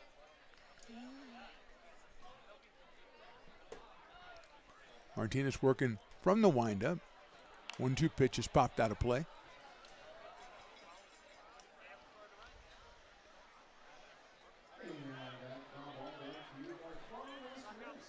Just another great crowd out here tonight for game 2 of the season. That is outside for a ball. Chris Toy, the great Chris Toy, reminded me when I ran down all the promotions. And remember, Pokemon 90s Night is on May 31st. It's coming up right around the corner. You want to check it out, especially if you're in the 90s. I'm not promising the appearance of any Pokemon. That is fouled off. But also, the dueling medieval knights are out here twice this year. Once on June the 7th and once on July the 6th. So 6-7 and 7-6. Swung on and missed a breaking pitch, and Martinez gets him on strikes. 10th strikeout for Potter's pitchers tonight. It'll bring up Eli Hancock. So you want to come out and check them out as the medieval knights flog each other with medieval weapons, and then sometimes just drop their weapons and just go at it. It's a crazy spectacle. You really can't believe it. But it's a heck of a lot of fun. So they'll be out here twice, once early in June, once early in July. Again, LincolnPotters.com for tickets and all other information. Probably more accurate than what I give you. Hancock takes a fastball, a good-looking fastball right down the middle for a strike. Hunter, as we said, his fastball was up around 93. He was hitting 93 here.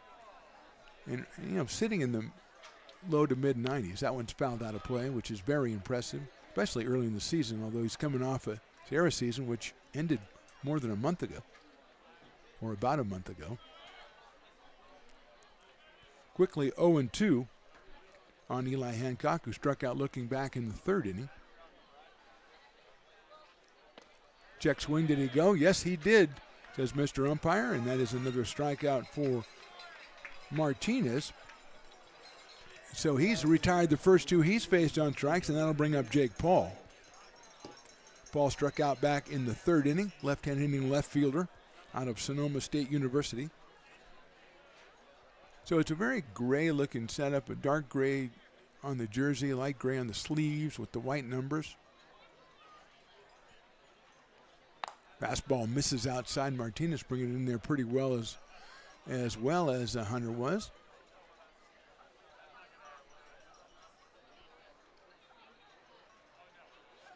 That fastball is in there for a strike. He was up at 1 ball and 1 strike.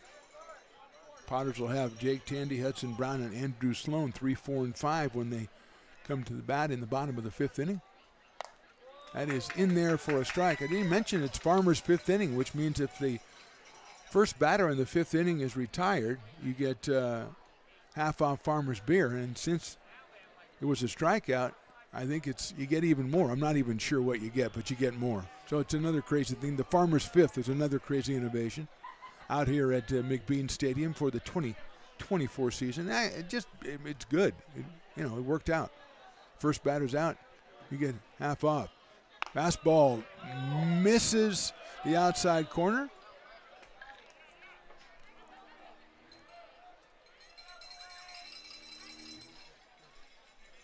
Two balls, two strikes on Jake Paul. Swung on and missed. So very impressive inning indeed for Mr. Martinez. 1, 2, 3 all on strikes. We go to the bottom of the fifth. Potters still up 1-0. Astro Air Design Incorporated, where you feel the difference. We are a locally owned and operated heating, air conditioning, and custom sheet metal company committed to the highest quality of craftsmanship at a competitive price.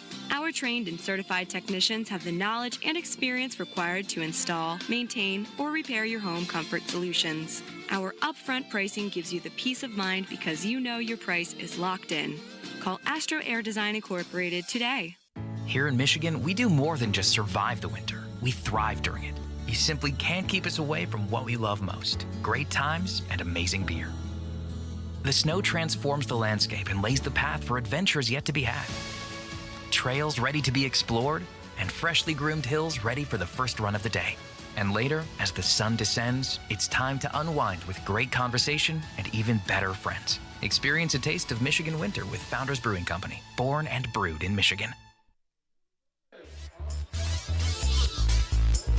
Bottom of the fifth inning, Tandy, Brown, and Sloan, the first three hitters for the Potters. They will face a new pitcher. The right-hander is number 38, Marcus Tolliver, out of San Rafael High School, headed to the College of Marin.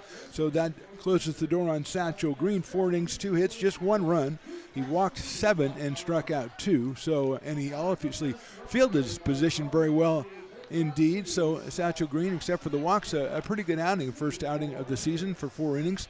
And he will give way to Marcus Tolliver, big right-hander,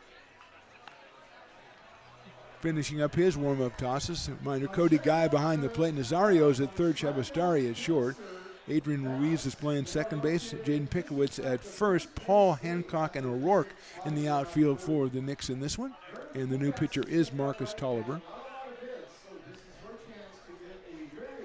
Potter scored once back in the first. That is the only scoring we've had. Again, last night 6-2, but not a lot of hits in that one. 6 for the Knicks, 5 for the Potters.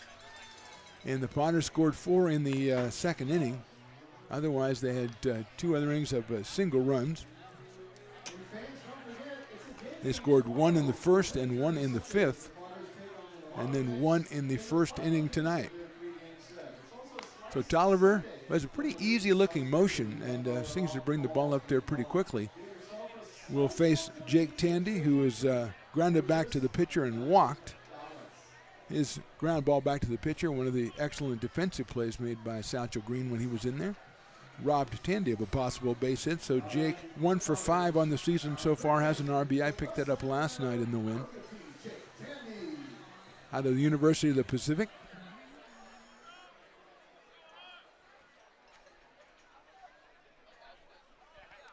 And Tolliver will work from the stretch. And his first pitch is poured in there for a strike, 0-1.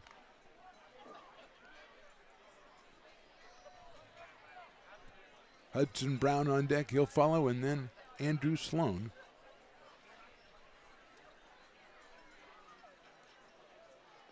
That one, a breaking ball, misses. 1 ball and 1 strike. Still the sun impacting the left side of the field. Not a lot of balls hit that way today, so it hasn't really been much of a factor. Had a lot of strikeouts, especially Potters pitchers Hunter and Martinez have combined for 12 strikeouts in the first 5 innings. That fastball gets in there quickly. 1 ball and 2 strikes on the outside corner for Tolliver. We said the Knicks showed some good arms yesterday. Satchel Green came out and pitched very well, except for the walks today. He didn't throw as hard as some of the other guys, but moved the ball around a lot. That's fouled off speed pitch from Tolliver. And Jake stays alive. 1 ball and 2 strikes.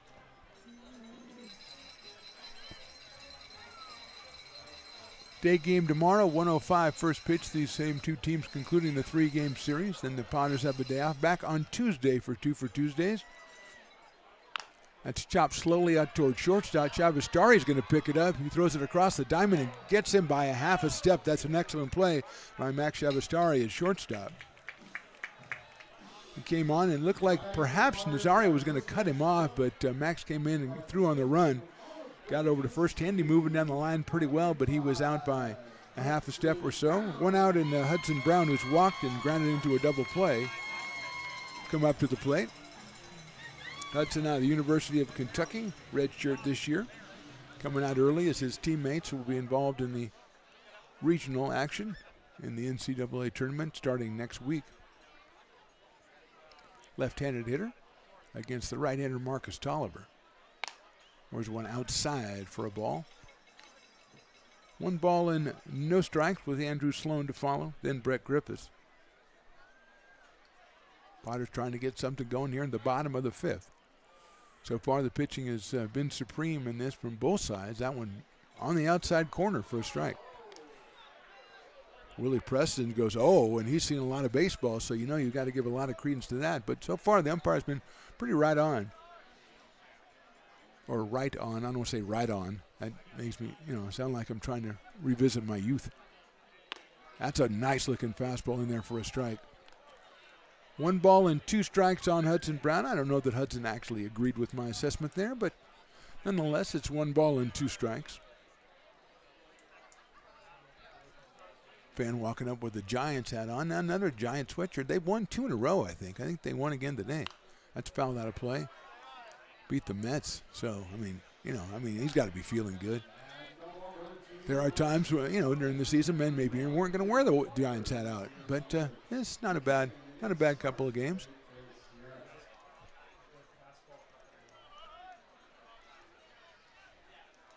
One and 2 on Hudson Brown.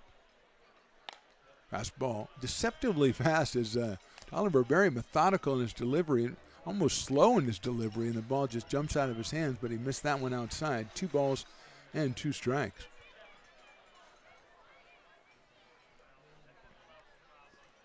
Big left hand hitting Hudson Brown. Just as big on the mound as Marcus Tolliver. Swing and a miss. He got him on strikes. So Brown is out for the second out here in the 5th inning, and that will bring up Andrew Sloan, the designated hitter, who's walked and flied out to center field. Out of UOP, out of Carmichael, California. Appeared in 31 games for the Tigers this past season, primarily as a catcher. He caught last night for the Potters, DHing today, and trying to get something started against Marcus Tolliver and the Knicks in the bottom of the 5th. First pitch off speed, down low. 1-0, Piper doing Piper things. Got that new shiny blue coat. It's just, I got to get used to it. It's more of an orangish last year, and I've just got to get used to it. It sets off those fine gold boots that he always wears. I guess those are not boots, and obviously. Inside that hit Andrew on Mike, got him on the hand, the wrist. He'll go down to first base, and Brett Griffiths will come to the plate, but make sure Andrew is okay. Fastball riding in on him. So here's Brett Griffiths. He has an RBI single back in the 1st and reached on an error on a sharply hit ball to shortstop, which Chavastari couldn't handle.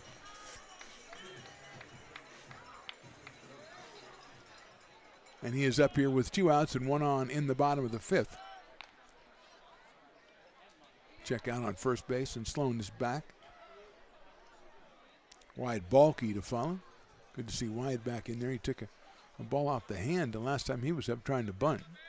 Seems none the worse for wear. Fastball misses outside to Brett. 1 ball, no strikes. Brett out of Jesuit High School and American River College. Tremendous season this past spring. Hitting over 400 in conference play. Up here with 2 outs and 1 on. Outfield straightaway and pretty deep for Brett. Check swing, it's high, so he's ahead in the count. 2 balls and no strikes. Potters with just 2 hits in the game, both of those back in the first inning, and both of those of the infield variety. So they have not put one safely into the outer gardens yet today. 2-0 on Brett Griffith, so he'll be looking to get his pitch as a short lead at first by Andrew Sloan. Popped up right side, should get out of play on top of the, I know it's over by the beer stand over there. The nice little, sports bar kind of setup you can have on there. There's tables over there. I think there's a TV screen you can check out the action happening right now. At least there was last year. I haven't ventured down there. I know it's surprising to those who hear me speak, but I haven't had anything to drink yet today. So, yeah, okay. Riley, the engineer, says it's still there, and he's only been wrong 40 to 50% of the time, so I think it's probably still there. That's a pretty good number. 2-1 on Brett. Fouls that one back to the screen on a high fastball, so evened up at 2 balls and 2 strikes.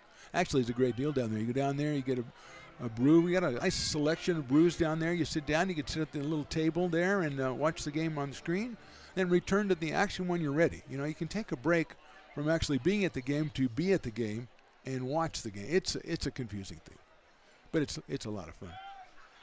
Sloan back head first again. That's one of the first shaved ices I've seen all year. That's a monstrous. That's probably a medium too. Those things are huge. I know Riley, the engineer, is a big fan of those. It hasn't been all that warm the first 2. There goes the runner. Swung on and missed on an off-speed pitch, and Tolliver gets him on strikes. 2 strikeouts in the inning. Potters are down with leaving 1. We go to the top of the 6th. Potters still on top, 1-0.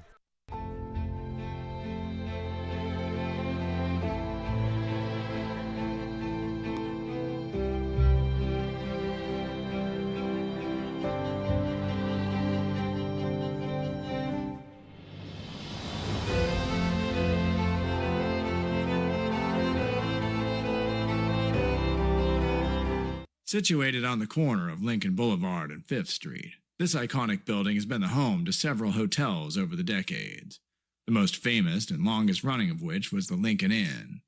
Having undergone several renovations and architectural changes, this building is the current home of Old Town Pizza, which boasts not 1 but 2 floors for your dining enjoyment, including open-air seating on the roof.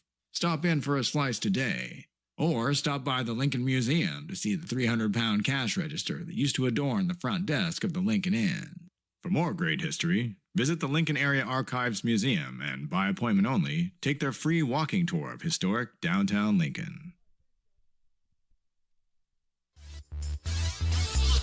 Top of the 6th inning from McBean Stadium. Anthony Martinez back out on the mound. Had 3 straight strikeouts in his first inning back in the 5th, throwing about 90-91 miles an hour. He'll face Adrian Ruiz, the number 9 hitter, then the top of the order, Nicholas O'Rourke and Benny Nazario. Or Nazario would be the right way to say that.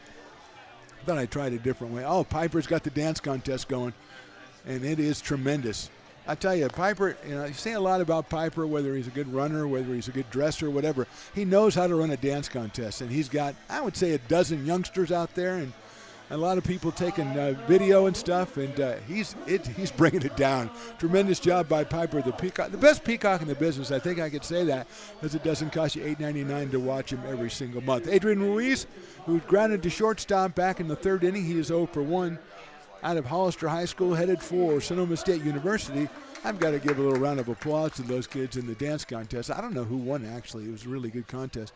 Martinez's fastball is high for a ball, 1-0.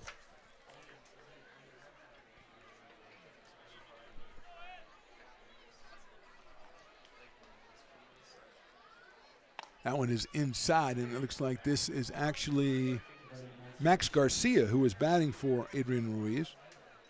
Garcia played yesterday. Thank you to Willie Preston for pointing that out.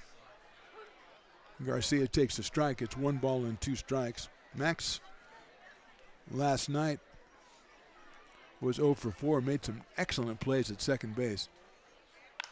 Pops that one up out of play, so it stays 1 ball and 2 strikes. So Max Garcia out of El Cerrito High School, he's also headed to Sonoma State. He is batting for Ruiz, who just has the 1 plate appearance, ground ball to shortstop. That one's lined down the right field line. Looks like Brandon Herder is going to enter the game. He is on deck to bat for O'Rourke. Herder also a starter from last night's game. And then he would take over in right field. 1-2 pitch from Martinez. Just outside, 2-2. My guys on the track man tell me that Anthony was up around 91 miles an hour back in the 5th inning. And he works. Swing and a miss, rounded into the catcher's glove for the strikeout. So Martinez 4 faced, 4 struck out, 1 out here in the 6th. And here's Brandon Herder taking over for O'Rourke. Brandon started in right field last night, was 0 for 1 with a walk. Left-hand hitting right fielder comes up here for his first appearance in this game. O'Rourke was 0 for 2 while he was in. Brandon out of Sonoma State University.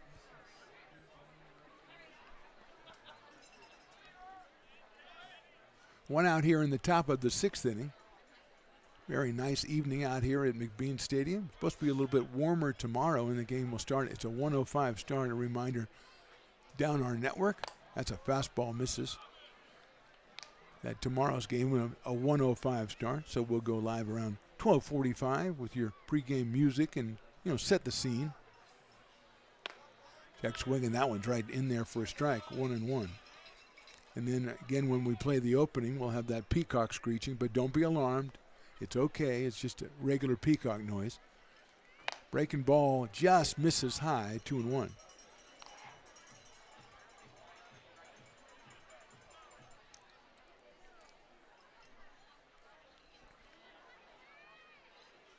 That one, it looks like it's in there, and it is 2-2. The umpire and I are agreeing on most things today. I mean, 1 to 2 minor quibbles, but that's not bad.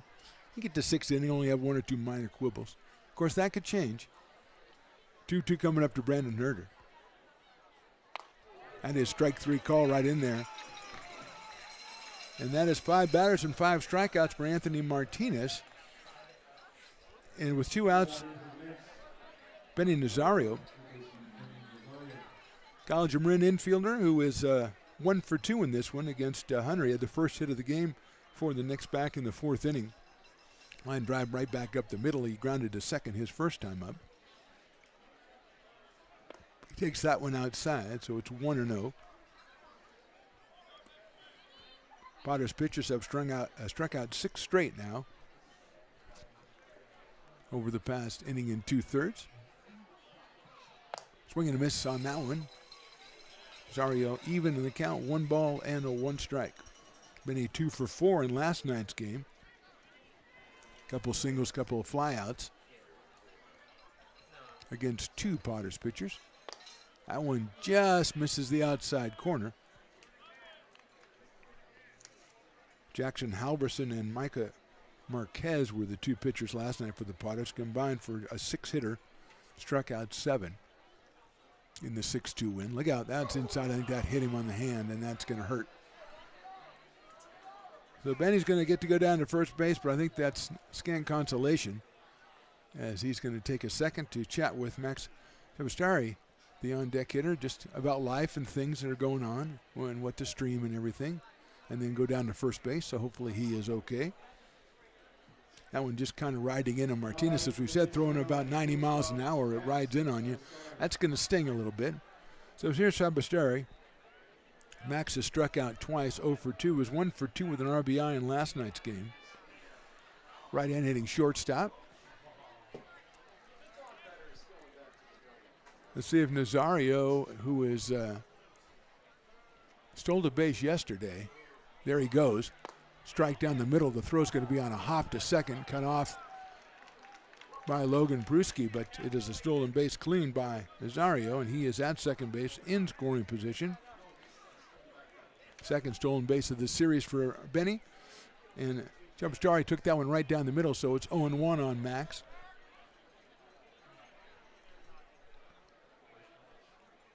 Benny Lencioni is on deck. Breaking ball just misses that outside corner. Trying to get a piece of that. That's second or third time that Anthony's tried that one and hasn't quite got what he wanted out of it.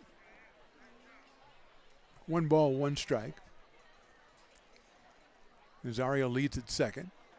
It's an off-speed pitch and is fouled at the plate. 1-2. Colby Emerald behind the plate for the Potters. Dick Tandy's at third. Logan Pruski's at short. Brett Griffiths at second. Hudson Brown at first. Balky, Marlboro, and Maya in the outfield, right to left. 1 ball, 2 strikes. Fastball swung on and missed. So broken up by the hit by pitch, but 3 strikeouts again from Martinez. We go to the bottom of the 6th. Potters clinging to that 1-0 lead. Hi, Bill Evans, President of the Placer County Association of Realtors. We're in the store, our conference facilities, an amazing team help us keep together an amazing organization. And we thank them all. This organization can't do what it does and can't run the way it runs without the help of so many members volunteering their time.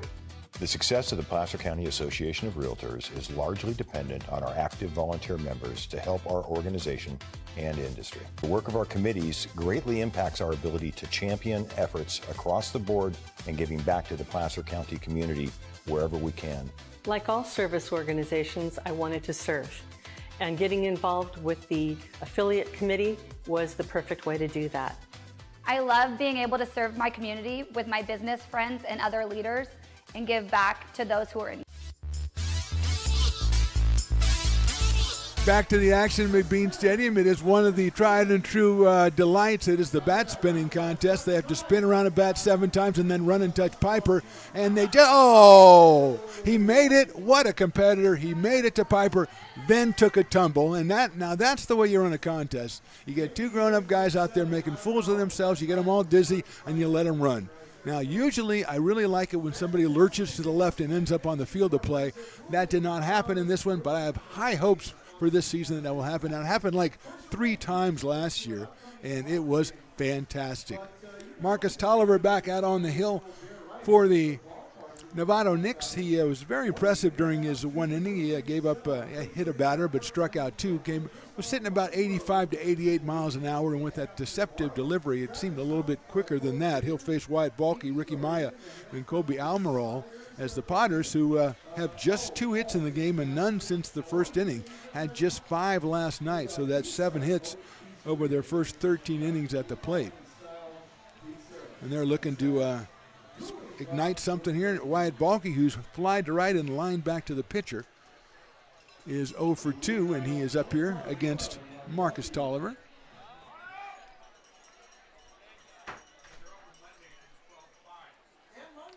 That one is a little bit outside and high, so it's 1-0 on Balky. Chris Toy has taken over the engineering duties. Rowley, the engineer, has gone out in search of a Fat Cat hot dog, I think. But he's going to be out of luck because there's too many people in line. Swung on and missed by Balky. It's just too popular. I mean, it's crazy. It's unprecedented. The guy's got a line. It's crazy. It's like he's selling Taylor Swift tickets or something over there. Yeah. I would say go for tacos with my buddy Javi over there, but I can never remember the name of his place. And that's my bad. It's the taco place. Swinging a miss at a breaking ball. 1-2. You could get a chicken sandwich? Sure, absolutely. The thing is with Fat Cat, you go to Fat Cat, it's too long, and then Hobby is right there. You just take a right, and you're right there. You get great Mexican food at a fraction of the price. Check swing, did he go? Let's see. He did, according to the first base umpire. So Balky is out on strikes. That's the 3rd strikeout for Tolliver. We're seeing a lot of strikeouts. I think is kind of the move today. I think the Potters have struck out 15. Yeah, through 6 innings, and that's a pretty high number. And Tolliver now with his 3rd strikeout. Green struck out 2 in his 4 innings. And Marcus has struck out 3 here in an inning and a third. And he'll face Ricky Maya, who has struck out and walked in this one. Breaking ball catches the corner. Good location right there. 0-1 on Ricky Maya. Out of Folsom Lake College, the left fielder for the Potters here tonight. Followed by Colby Emerald. 7, 8, and 9 for the Potters here in the 6th. Breaking ball is inside. It's fireworks night, which means these people don't realize it, which means that they don't stop selling beer. Mi Ranchito Pueblito is the name of Hobby's place, according to, I guess that's Stones McCoy, who is not conversant in Espanol, but I'll take his word for it. That's right down the middle for a strike. And I know he's very angry because I forget it all the time, and he's always correcting me. And then he says to himself, I'll just have to go over there and get something just to show Hobby that we support him, which I definitely advocate when you come out here. Just come through the gates, take a left, back cat's right there. If that's not your pleasure right now, or if it's too long of a line, just take a quick right in there, and Hobby is right there, and he will take care of you. 2 balls, 2 strikes on Ricky Maya. I recommend the quesadilla, or quesadilla if you want to be really fluent. That's my favorite. I know it's simple, but it's my favorite. Call strike 3, breaking ball. So Tolliver with his 4th strikeout, and Kobe Amaral comes to the plate. The number 9 hitter has walked twice, so he has been unaffected by the strikeout bug so far out of Waldorf University. 2 hits in this game for the Knicks, both in the 4th. 2 hits for the Potters, both in the 1st, so 4 hits total as we're about to complete 6 innings here, unless Kobe can get something started here. The fastball in there for strike. Logan Pruski, the top of the order, on deck for Lincoln.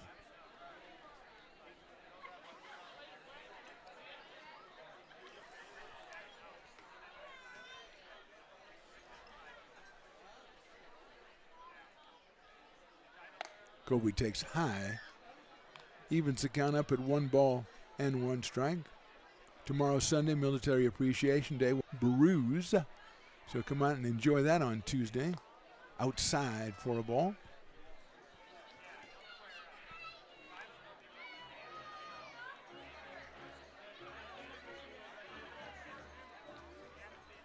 Two and 1 on Kobe.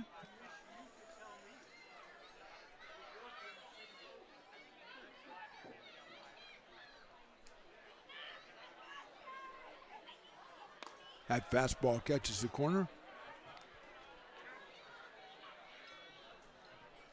2 and 2 on Kobe Amaral. 2 outs here in the 6th inning.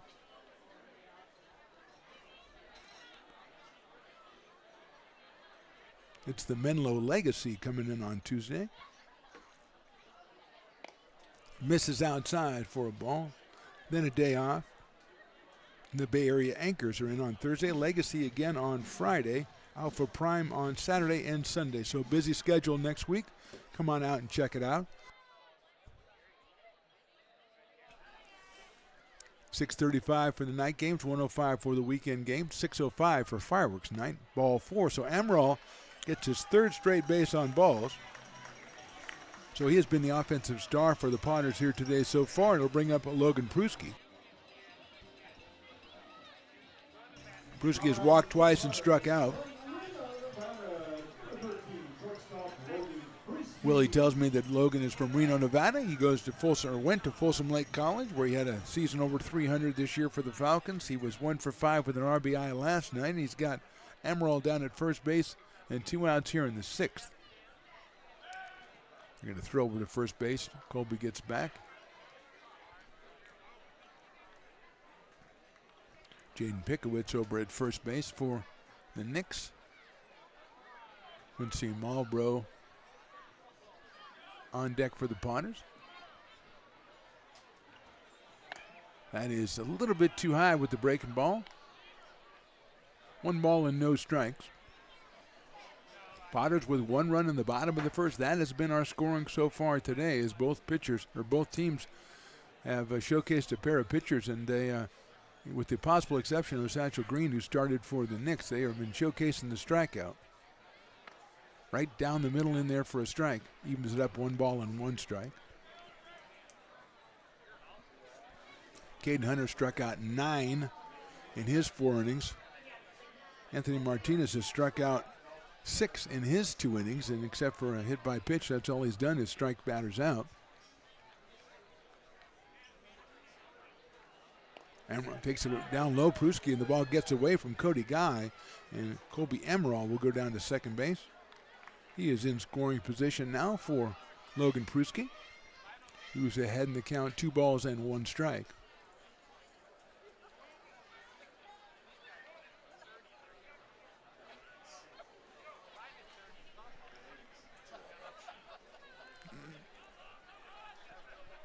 Looks like Riley the engineer made it to Fat Cat and came back with the spoils, as we say.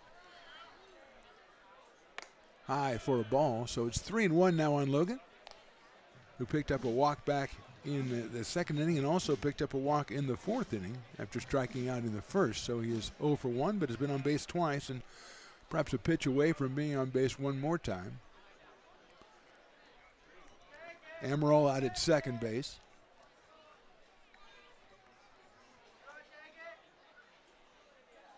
That's lined but foul down the right field line. Out into the VIP Kiln area, which is heavily populated for the second straight night. A great place to watch a ball game. You can check out the ways that you can procure the Kiln, the VIP section for your group. Check out LincolnPotters.com. All the info is on there. I would try to explain it to you, but I would get it hopelessly wrong. Full count now on Logan Pruski. That is down low, ball 4. So a good at bat by Logan. He is on base for the third time. And that'll bring up Quincy Malbrough, who is singled, lined out, and flied to right. And now we're going to get a meeting at the mound here as they're going to talk with Marcus Tolliver, who, as we said, has struck out 4 since he's come in. He has hit 1, and he's walked 2 in a row. So they had 7 base on balls from Satchel Green. I don't see anybody actually warming up in the pen, so that leads me to believe they're not going to bring anybody in cold. So just going to have a talk with Marcus Tolliver and kind of settle him down a little bit. I think it would be a little bit cheeky to say just, don't walk anybody. I don't think that's what they're going to say to him. It could be more positive than that. And as Willie Preston conducts a sing-along to Happy Birthday. Let's see, yesterday the birthday was the 50th for Brian Adams, not that Brian Adams. And today, who's our birthday today? Riley the engineer? Oh, a different Riley. No wonder Riley got 2 hot dogs. I was wondering why he got 2 hot dogs if it's his birthday. But it's a different, a lot of people name their kids after Riley the engineer. So you're going to be seeing a lot of Rileys.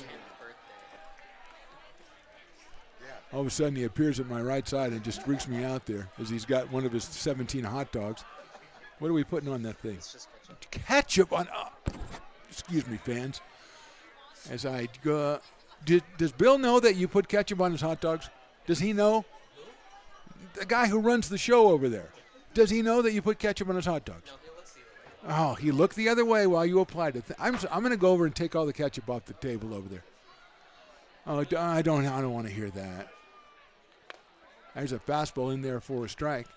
1 ball and 1 strike on Quincy Malbrough. It's just a beautiful hot dog, and I look on there, and I'm looking up. Where's some onions, a little mustard, perhaps a little sprinkling of relish. It's not the way I go, but it's okay. Ketchup. Oh, gosh. It's a new generation. That's all I can think. Quincy swings and misses at that fastball. 1 ball and 2 strikes. He takes a little walkabout. Get himself ready for this next pitch. Amaral at second, Pruski over at first, 2 outs in the bottom of the 6th. We've got a 1-0 score for the Potters, trying to add a little bit more as we see another huge shaved ice come up the stairs. Gotta love that.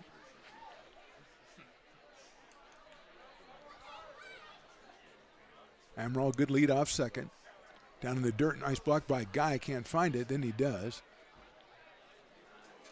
As long as we're taking shots at Riley, we saw, Chris Toy, we saw a guy come up with a shaved ice, and he said it was chocolate. And I said, no, it's root beer.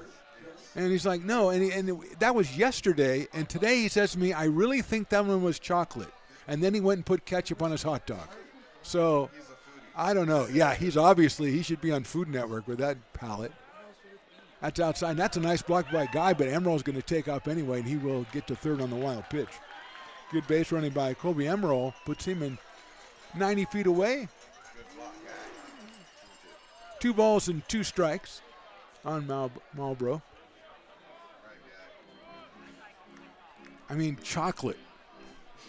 And he said to me, he goes, is that chocolate right there? And I wanted to be nice to the kid, and I said, no, I believe it's probably root beer. Now, if it is chocolate, there's going to be a problem. There's going to be a problem with the shaved ice industry. What's wrong with that? Runner goes, and it's fouled back to the screen. There's certain things, Riley the engineer, that don't sound right in the world, and one of them is chocolate shaved ice. I'm sorry.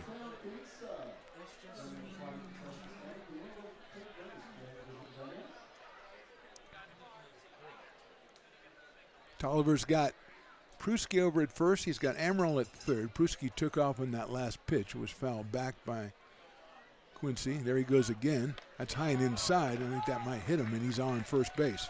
So that'll load the bases. A good at bat by Quincy. Bases are loaded, and then that brings up Jake Tandy. Jake is grounded back to first sharply back in the first inning, got a base on balls in the third, and then hit a ground ball to shortstop, a short, slow ground ball to shortstop that Chavastari made a nice play on back in the fifth inning. Tandy with an RBI yesterday. Another chance for the Potters to put a couple of runs up on the board and open up a little distance between them and the Knicks with 2 outs here in the bottom of the sixth. 3 walks.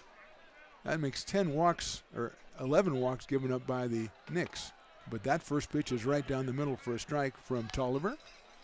0-1 on Jake Tandy. It's followed by Hudson Brown in the Potters order. Jake hitting in the number 3 spot tonight out of the University of the Pacific. Hit a very respectable .258 for the Tigers in 44 games this season. Breaking ball's hit into left center field. That's a base hit. Here comes 1 run. Here comes the second run. That's Pruski. He'll score. The throw comes in to the middle of the infield. It's a 2-run single for Jake Tandy. 3 RBIs on the season for Jake, and the Potters now lead at 3-0.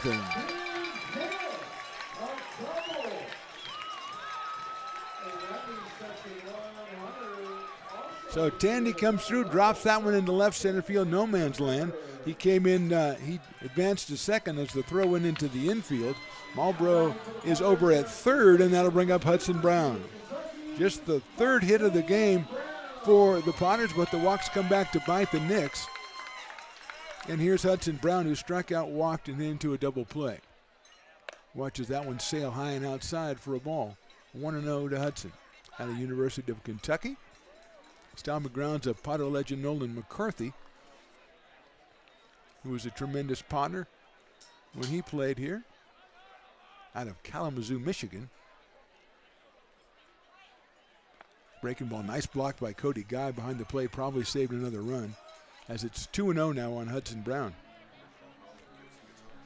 Andrew Sloan on deck.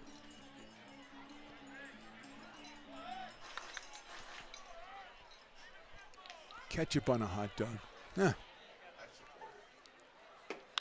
High fly ball, hit well to center field, but not well enough. Hancock is in left center and makes the catch. 2 runs for the Potters on 1 hit. They leave a couple. We go to the seventh inning. Potters, a little more breathing room. They lead at 3-0.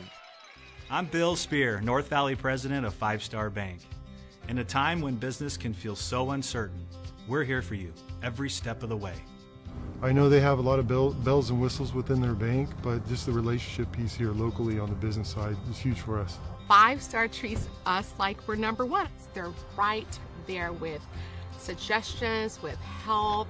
So I have to bank with people that have our mission in mind. We're 5 Star Bank. How can we help you?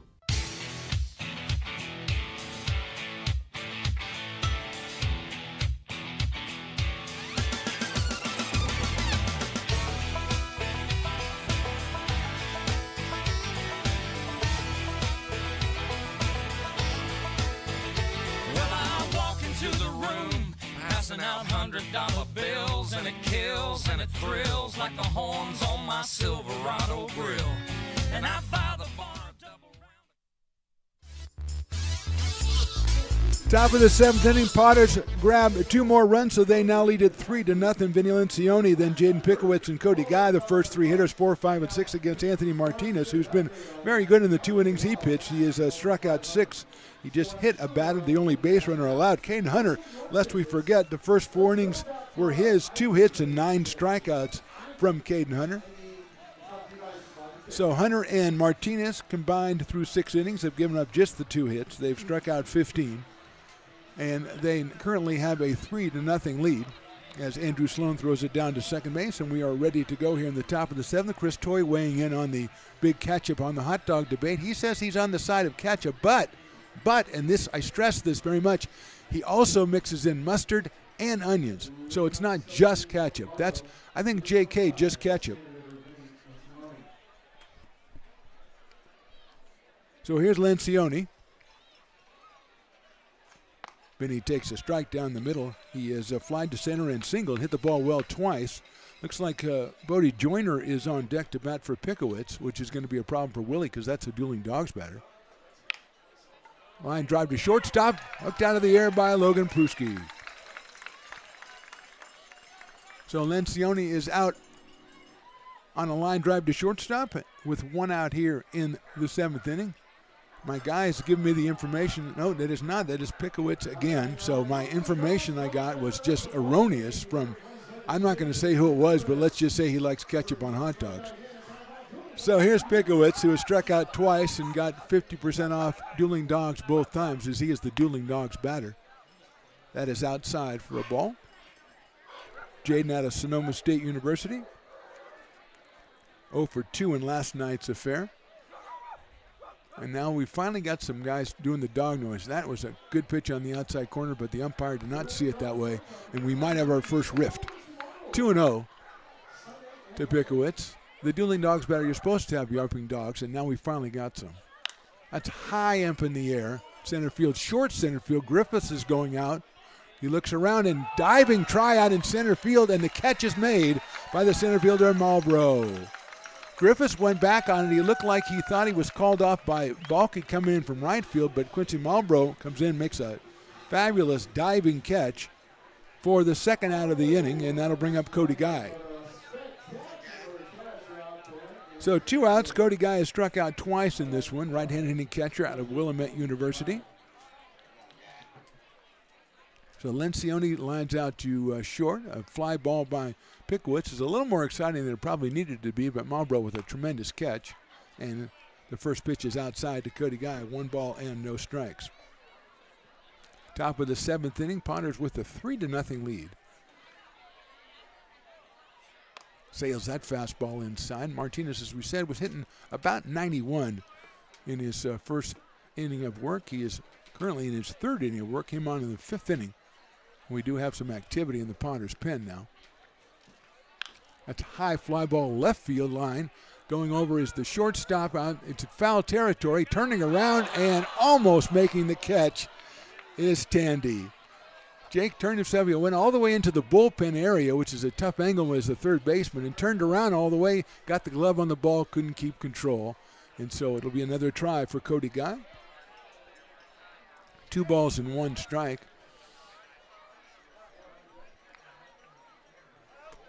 That's a lot of area, a lot of territory for Jake to cover. Coming back from straight third base. So it was Pruski coming over from shortstop. But the ball kept going further and further into foul territory, so Tandy had the best chance at it. Breaking ball, beautiful pitch in there for a strike. Looks like Quinn Medden might be on deck to pinch hit for Eli Hancock, but that is for another day or perhaps another batter, as we've got 2 balls and 2 strikes on Guy. That's hit sharply out towards shortstop. Pruski waits on it. Logan across the diamond. Throw is true to first base, so another good inning for Martinez. No strikeouts, but 1, 2, 3. We go to the bottom of 7th. It's time to stretch with the Potters up by 3. This job is the Esplanade at Turkey Creek phases 4 and 5. Our scope of work for this project is full scope, so we've got all the underground, all the joint trench, and all the topside included with it. We're putting in sewer pipe, manholes. We're not doing services yet. We go through and do all the main line, and then we come back and do all the services after that. I would say this project right here, the one we're working on, is probably about a 2-month project. It's very costly to the developer, so beating the schedule is very important, more important than most projects. It's got a lot of groundwater, so we've got an extensive groundwater pump system in place. It's just cool to be a part of the built environment and know that for the next 100 years that people are going to use and enjoy what we've created here today.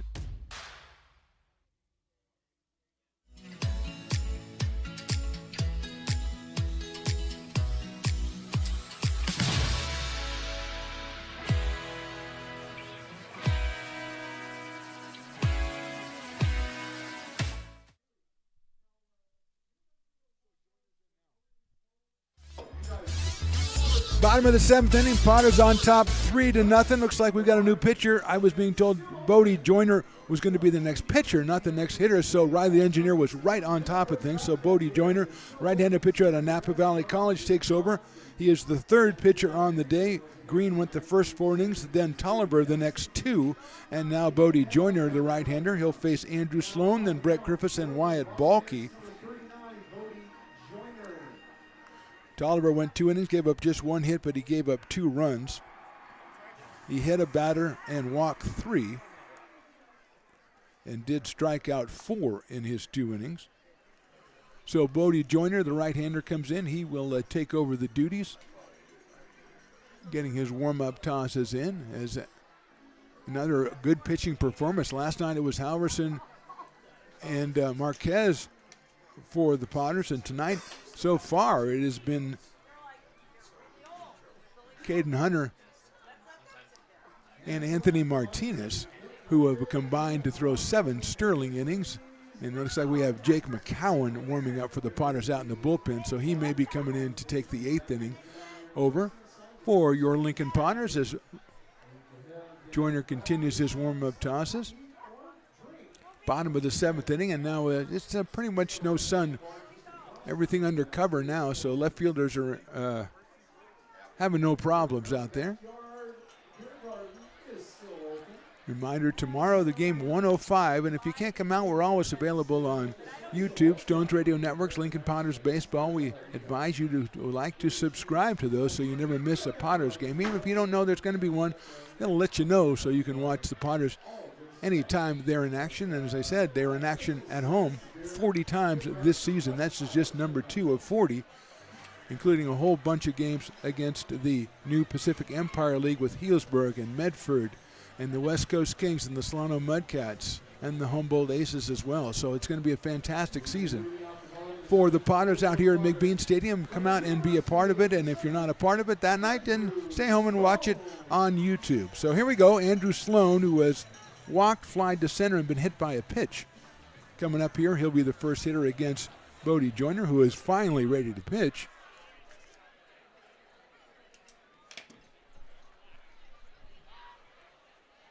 First pitch is high. Also, Preston Brook warming up for the Potters. So we got a couple of guys out there throwing for manager Tyler Robertson in search of his 2nd victory of the season. He's got the 3-0 lead right now. Inside with a fastball from Joyner. 2 balls and no strikes out of Napa Valley College, a right-hander. Up against Andrew Sloan from the University of the Pacific in Carmichael, California. Inside, and he's going to get hit again. So Andrew has been very painfully getting on base. Was hit by a pitch back in the 5th, hit by a pitch here in the 7th, and walked in the 1st. So he's been on base 3 times with a fly out to center field, sandwiched in between there. That'll bring up Brett Griffiths.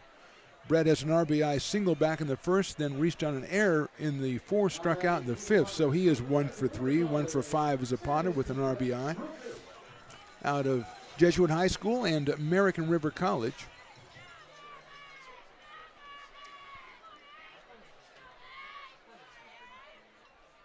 There goes the runner. The pitch is right down the middle. The throw to second base is just a little bit too late, and Sloan steals it.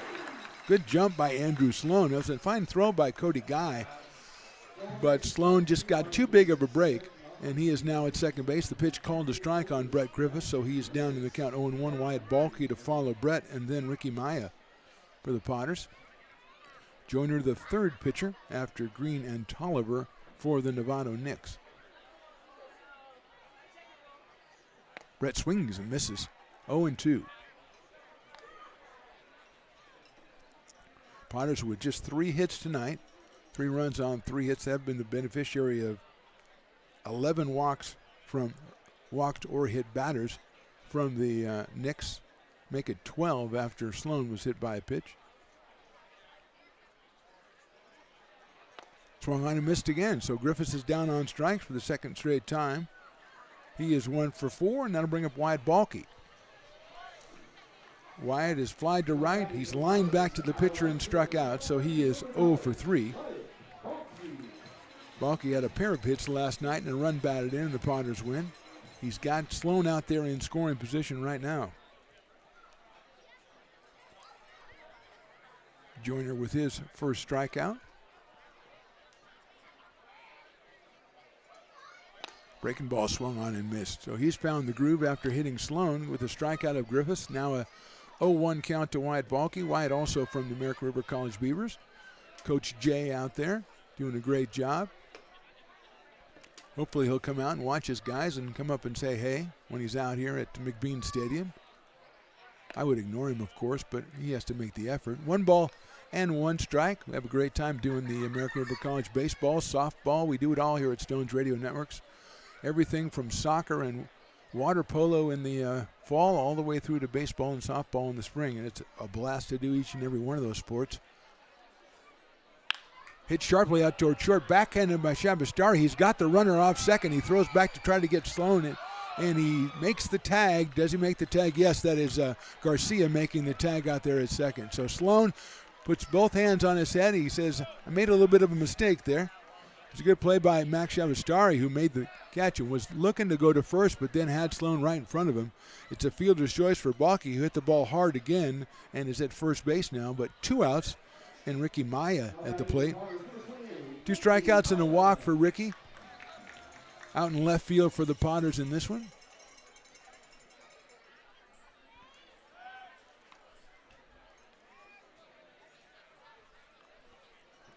Throw over to first base, and Balke is back.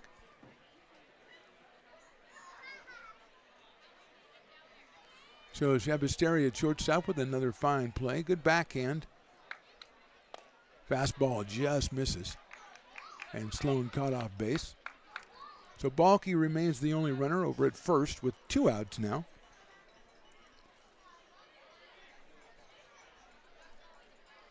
One ball, no strikes on Ricky Maya. Nice block by Cody Guy and a ball in the dirt. Satchel Green started with the first 4 innings for the Knicks, then Marcus Tolliver went the next 2, and Bodie Joyner follows them.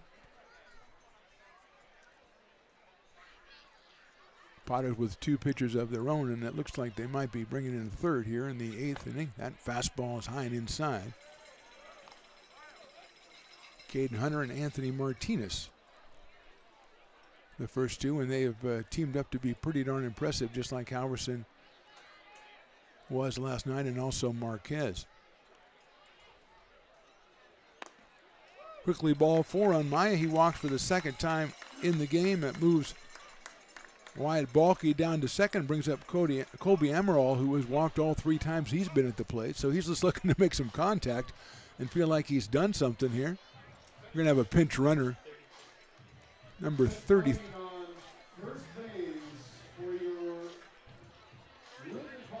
think that is Marquez.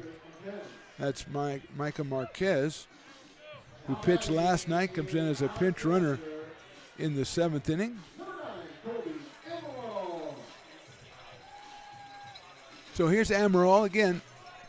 3 at-bats, 3 walks. He scored a run back in the 6th inning. Colby out of Waldorf University. Swings and fouls that one back to the screen. Good fastball from Joyner. Logan Pruski, the top of the order, on deck. The Potters look to add on to their lead here.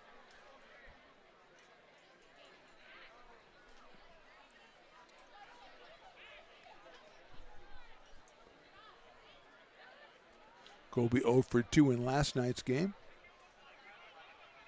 Watches that one go outside, so it's evened up at 1 ball and 1 strike.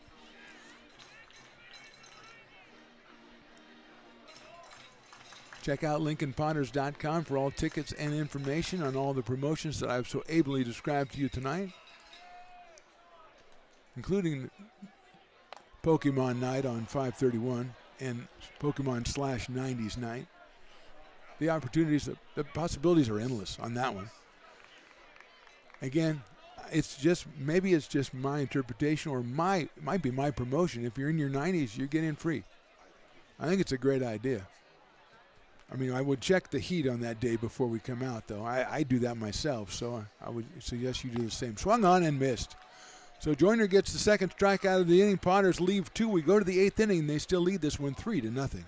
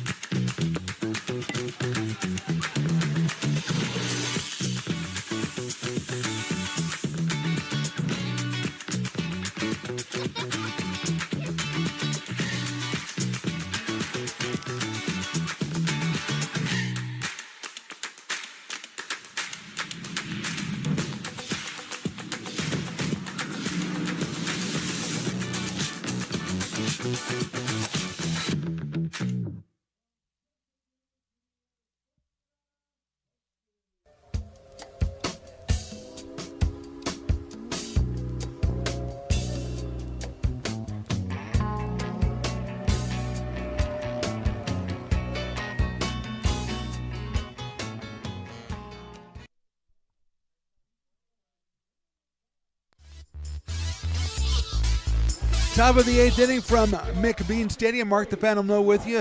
The great Chris Toy working the engineering jobs now because Riley the engineer is still kind of recovering from those, I don't know, some say 2 hot dogs. There might have been 3. It's still up for grabs, but he just puts ketchup on it, so it's going to take an extra time for him to get back on the job. Preston Brooks, the new pitcher, the right-hander out of Sparks, Nevada, and at Jessup University. He takes over for Anthony Martinez, who went 3 innings, gave up no hits. He did hit 1 batter, and he struck out 6. So a really good outing from Anthony Martinez, who followed Caden Hunter, who was equally impressive in his 4-inning stint. They went through 7 innings, and they gave up 2 hits, and they struck out 15. So Brooke has some pretty big shoes to fill as the right-hander will come in to take on, let's see, I think Quinn Medden is going to be the hitter for Hancock. Quinn started last night. He was 0 for 3, did get was hit by a pitch and scored a run back in the first inning. So Quinn out of Santa Rosa Junior College, right-handed hitter up here against Preston Brook. Fastball is in there for a strike. 0-1 on Quinn Medden. He's followed lineup-wise by Jake Paul, but it looks like Chris DeLangis is on deck to bat. There's a chopper. That's going to be a tough play. He didn't run. I think he said it's hit him in the foot. Men says it's hit him in the foot, and they're going to check with the base umpire. He seems pretty convinced it hit him in the foot. And I just saw the shrug emoji from the umpire. So that means usually you don't get another chance. First base umpire did not see it. Let's see if Quinn stays up here. Here comes the manager down to question. There's only 2 umpires, and if neither one of them saw it, I guess you got to play it as a lies. But home plate umpire checking with our base umpire. Quinn says, wait, I waited till the 8th inning to get up. I don't want to hit myself in the foot, and then I'm out. They'll chat about it for a second, and they're going to call it, I think, a foul ball, which I think probably is the right choice in this situation. Unless he realized he wasn't going to beat it out and then just stop running and pretending to hit him in the foot. But I don't know. He's a pretty fast runner. I think he might have made it. Tyler Robertson comes out to chat with the umpire and says, I don't know what his argument is. Probably going to ask the base umpire if you actually saw it hit him in the foot. And if I'm the base umpire, I say, yeah, I did. So bottom line, it's no balls and 2 strikes on Quinn, and he will get another chance here as the Potters lead this one 3-0.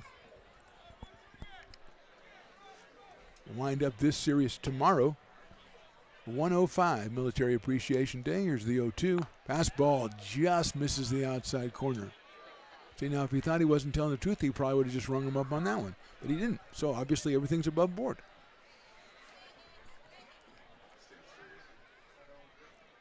One-two pitch on the way. Breaking ball's popped up. Going to give chase, but that's going to be right behind it. Thought it might come to us. I was ready to make a play, but it did not, and I probably would not have made it anyway. 1-2. Fans kind of anticipating some fireworks tonight. Fastball, check swing. He's going to ring him up. Might have been a strike anyway, might have been a swing anyway. Doesn't matter, it's a strikeout.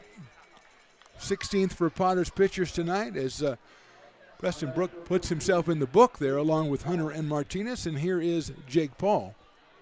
Except this is Chris DeLangis. DeLangis started last night. Chris started last night, was 0 for 3. Left-handed hitter out of College of Marin. Garcia on deck. Fastball misses the inside corner. 1 ball and no strikes.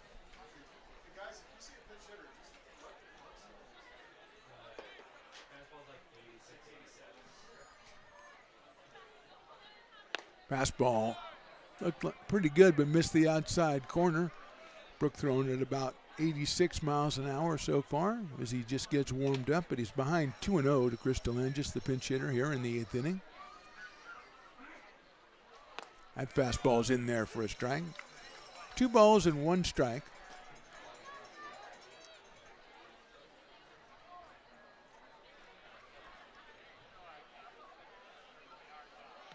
That one is down low a little bit. 3 balls and 1 strike to DeLangis.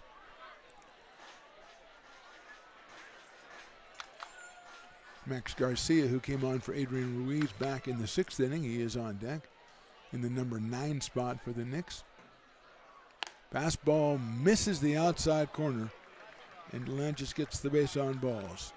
So he'll go down to first base with 1 out, and we'll bring up Max Garcia, who started last night's game at second base, was 0 for 4. A couple ground outs, line out as well.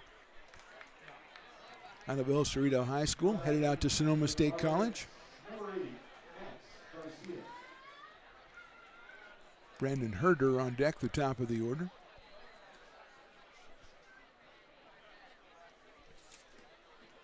First pitch is outside. 1 ball and no strikes, and Brook is not missing by much on those. Just missing the outside corner by a little bit. Comes 1 ball and no strikes. That's down low. 2-0. Potters with a little bit of milling around down in the bullpen as Colby Amaral goes out to talk to his pitcher. Probably just met him like yesterday, maybe today. That's what happens in the summer, especially early in the summer.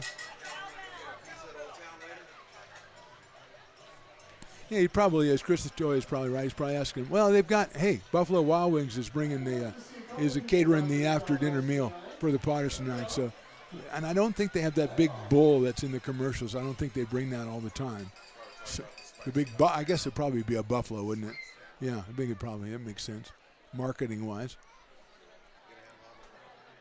2-0 pitches hit sharply back up the middle, handled to second for 1, dispersed. It is in time for the double play. Great job over there by Hudson Brown to stay on the bag as the throw a little bit high from Pruski, but it's a 1-6-3 double play. We go to the bottom of the 8th, Potters on top 3-0. When it comes to your home's maintenance and repairs, Jeffers Resource Group has you covered. Our handyman services offer a comprehensive range of expertise, from minor carpentry to drywall, electrical and flooring for property managers, landlords, and renters alike. We ensure that every job is completed to the highest standards, so you can have peace of mind. Contact us today to discover how Jeffers Resource Group can help keep your home in top shape.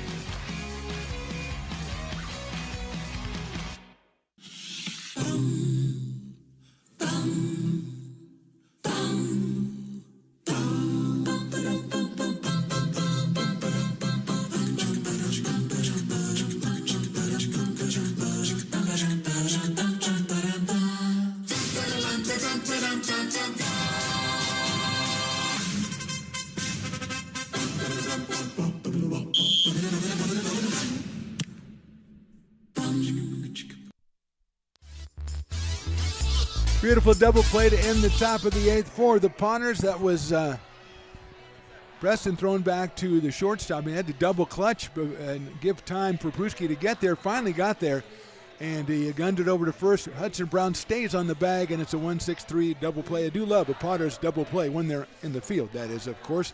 And Logan Pruski will start us off here in the bottom of the 8th. Bodie Joyner on for his second inning of work. He struck out 2 and gave up a walk and hit a batter in his first inning back in the 7th. He'll face the top of the order, Pruski and Quincy Marlborough and Jake Tandy. 1-2-3. Tandy, the hitting star of the game so far, with a 2-run single back in the 6th inning, which extended the Potters' lead from 1-0 to 3-0. Still just 3 hits in the game for the Potters. They have received a lot, more than a dozen free passes of one form or another in hit batters or walks. But so far only able to put 3 runs across the board. They lead 3-0, and here is Pruski, who has walked 3 times and struck out. He scored back in the 6th inning.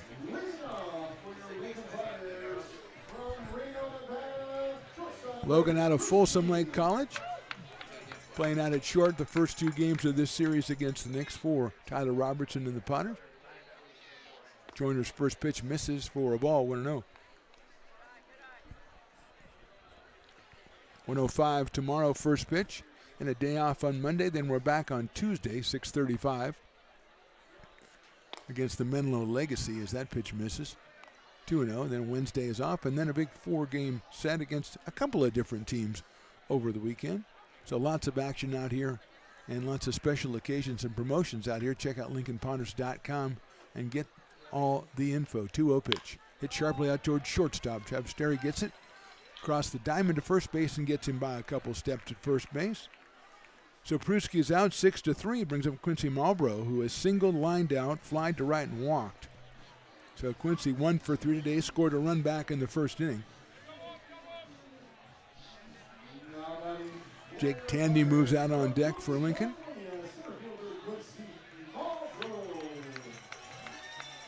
Quincy wearing number 10. Potters in the home whites today with orange socks.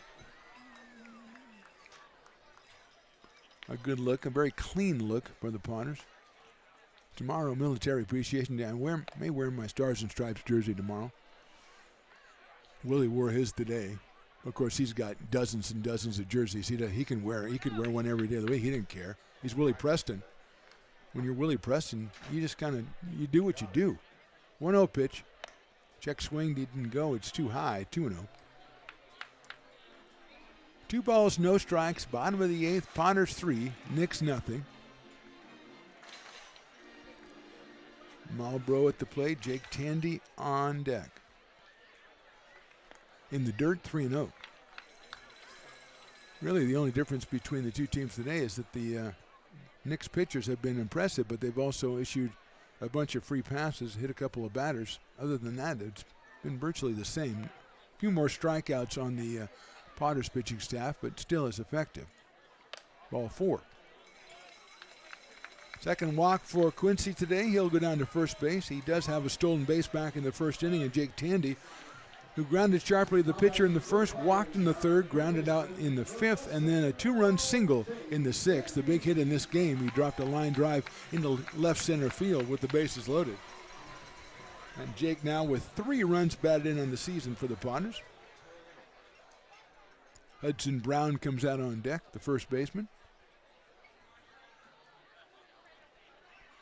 Tandy takes outside for a ball. Cody Guy behind the plate for the Knicks. Rosario, Chapastera, Garcia, and Pikowitz in the infield. Paul in left field. Herder in right field. It's hit high in the air and deep to left field. Give and chase. They're signaling foul. It is a foul ball. Tandy down the line, the umpire right on the line. Now the catcher called it first. I didn't believe him, but the umpire makes the call, and it is a foul ball, and our first home run of the season been spoiled by the umpire. Okay, it was foul. Jake got all over that one, and the crowd was into it. This place would have been crazy because it's a crowd waiting for fireworks. We've been fed a home run, but it is foul down the left field line. And Tandy comes back, and we'll do it again. It is tough to try to do that again. I know that, but Jake, if you can manage, that would be great.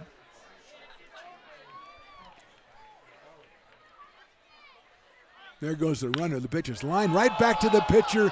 He's got it. He's going to run over to first, underhanded to Pickowitz, and that's a double play. 3 double plays for the Potters, and they're all on hard hit balls today. So no runs for the Potters here in the 8th. We go to the top of the 9th. Lincoln looks to close it down. They lead by 3.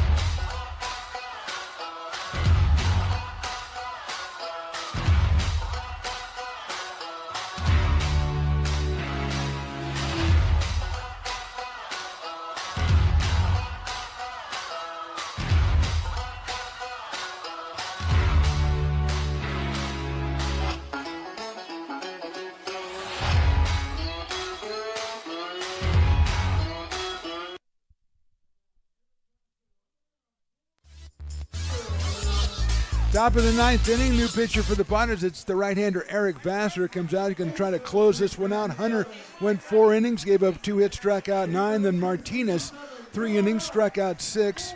Preston Brook came out. He struck out 1, walked 1, got a double play. So Preston was very impressive in his inning. And now it's time for Eric Vassar, the right-hander, a returning Potter legend, coming out here to try to close this one down. He'll face the top of the order. That's Brandon Herter, Benny Nazario, and Max Shabastari. Doing the raffle here for the Me One Foundation, and a considerable amount of money in that pool. Fans very generous out here for Lincoln Potters and trying to nail down the second win of the season, and it turns over to Eric Vassar to do it. Last night the Potters had just 2 pitchers to shut down the Knicks, held them to 2 runs on 6 hits. Tonight, 3 Potters pitchers so far, now 4, held them to no runs on just 2 hits. Both of those hits back in the 4th inning. A single by Nazario and a single by Lencioni. And Nazario at least slated to come up in this inning as Brandon Herter will start us off. Came on in the 6th for O'Rourke and struck out, so Brandon is 0 for 1 in this one. Left-hand hitting right fielder.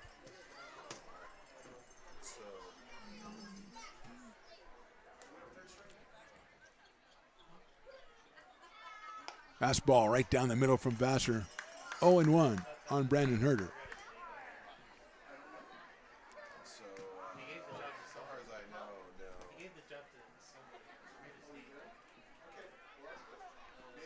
Next one is fouled off, and that got a piece of Colby Emerald, I think, behind the plate.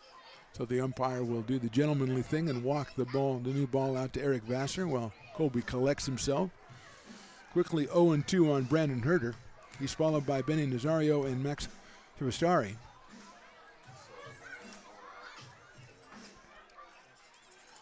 Fireworks night. Fans are waiting for a Potters win. Then they, give them credit. They've been around there waiting for some fireworks.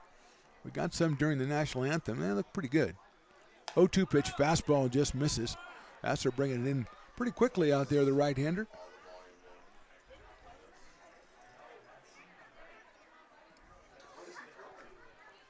One ball, 2 strikes. Fastball misses inside now, 2-2 on Brandon Herter.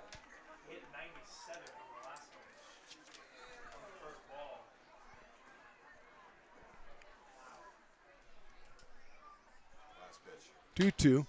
Fastball, call strike 3. Vassar gets the strikeout, according to my people down there. Now, they're just interns. They just started, so I don't know. Yeah, now they're going to be changing their tune. No, that strikeout pitch was 96.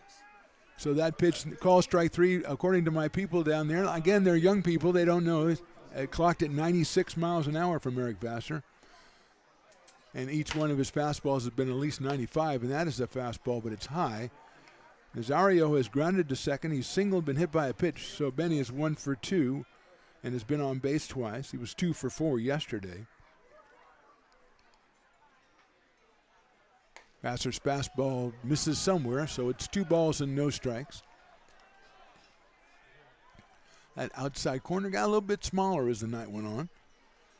But as I said, these guys have been right on top of everything. So 2 balls and no strikes. Fastball in there for a strike. You must have heard me. Good. Okay, good. 2-1, and Vassar coming out throwing heat here. And I'll tell you, Hunter started out, he was topping out at about 93 to start us, and Martinez was in the low 90s as well. So a lot of arms for the Potters today. Fastball, that's down low. 3-1. Preston Brook was bringing it in pretty well too, but looks lower by comparison. He was in the mid to upper 80s with his fastball, the right-hander from William Jessup. Here's the pitch. Swing and a miss. 3-2 now.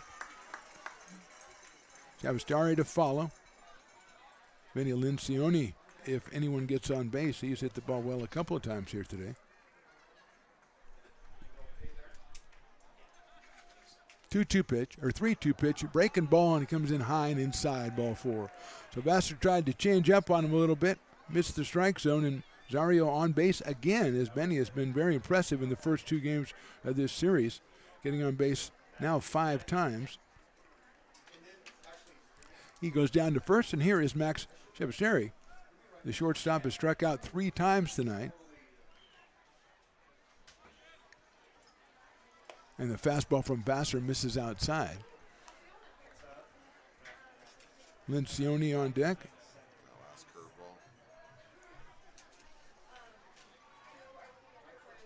Throw over to first base. And Zario, with down 3 runs, not getting off too far over there at first base, and so he is easily back.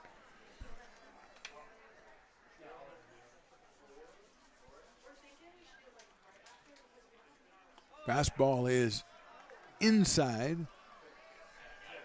2-0 now. 1 out here in the 9th. Potters lead at 3-0. Zario over at first base. A 2-0 count now on Chavastari. That one swung on and missed. 2-1. Max taking a pretty darn good cut at that one, but couldn't catch up to it.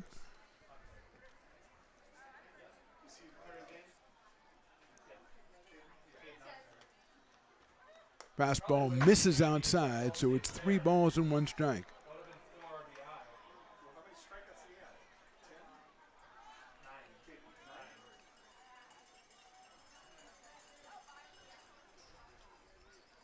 Three and 1.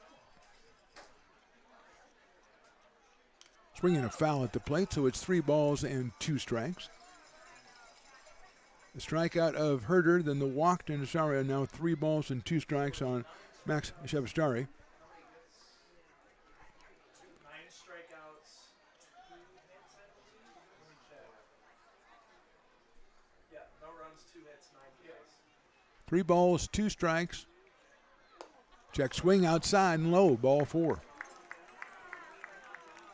So the potential tying run coming to the plate in the presence of Vinny Lencioni, the designated hitter who flied to center, singled and lined out to shortstop. So he hit the ball very well. We're going to have a meeting at the mound here to talk to Eric Vassar, who came on and struck out Herder to start the inning, but has given up 2 base on balls.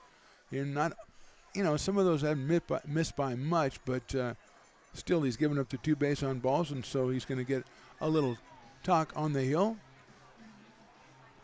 As going out is Colby Amaral to join in. Potters with Tandy, Pruski, Griffiths, and Brown in the infield. Maya, Marlborough, and Balky in the outfield.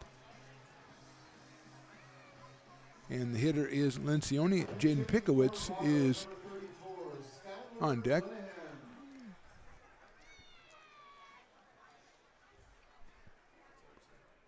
So Skylar Lenahan looks like is coming up to hit for Lencioni. Skylar out of College of Marin, right-handed hitter.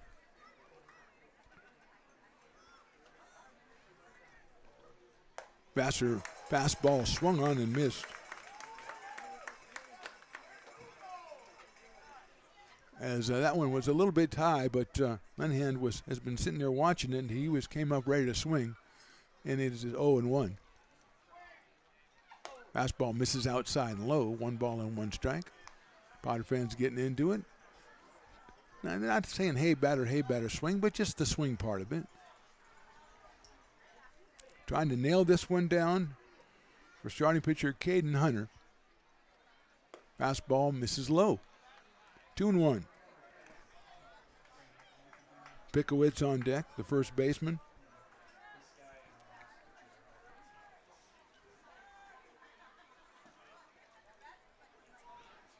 Two balls, 1 strike. Check swing, did he go? I thought he did, but they don't usually consult with me.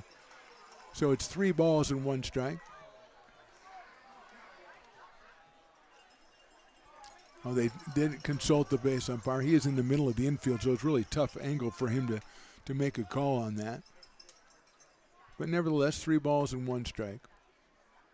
Ball 4.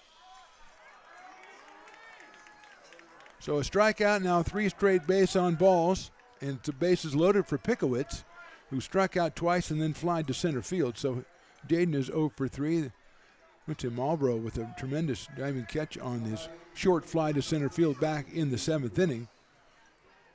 So 3-0 in this game. Potters have only given up 2 hits, but the bases are loaded now with 1 out and the left-hand hitting Pickowitz at the plate.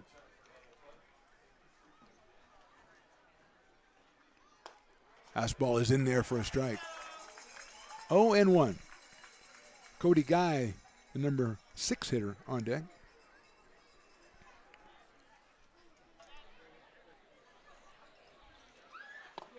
That one is down low, 1-1. Nazario at third, Chevastari down at second, and the bench hitter Lenahan is over at first base.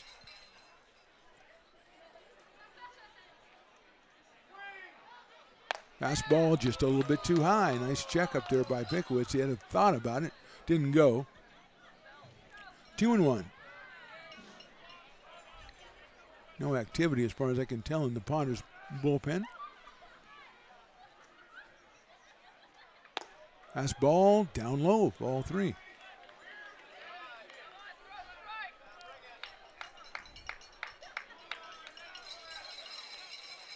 Usually you'd think that it might take a 3-1 pitch in this situation, but it's summer ball. You usually just go up swinging, but let's see what happens. That's chopped down to first base, handled by Brown. He's going to step on the bag and get the out. Run scored, but the second out is recorded. The potential tying run does advance to second base. Nazario will score. It's an RBI for Pickowitz. 2 outs. 3-1 now, and that'll bring up Cody Guy, who struck out twice and grounded to short, but actually I think we're going to have Lucas Schaefer bat for Cody Guy. Schaefer started last night, had a tough night, struck out 3 times and grounded out, so he was 0 for 4. He's out of the College of Marin. He's up here with a chance with a base hit to possibly tie this game. It's 3-1 in the top of the 9th. Fastball swung on and missed. 0-1. It's Chevastari down at third. Now it's Lenahan at second. He represents the potential tying run in this one. Schaefer behind, no balls and 1 strike.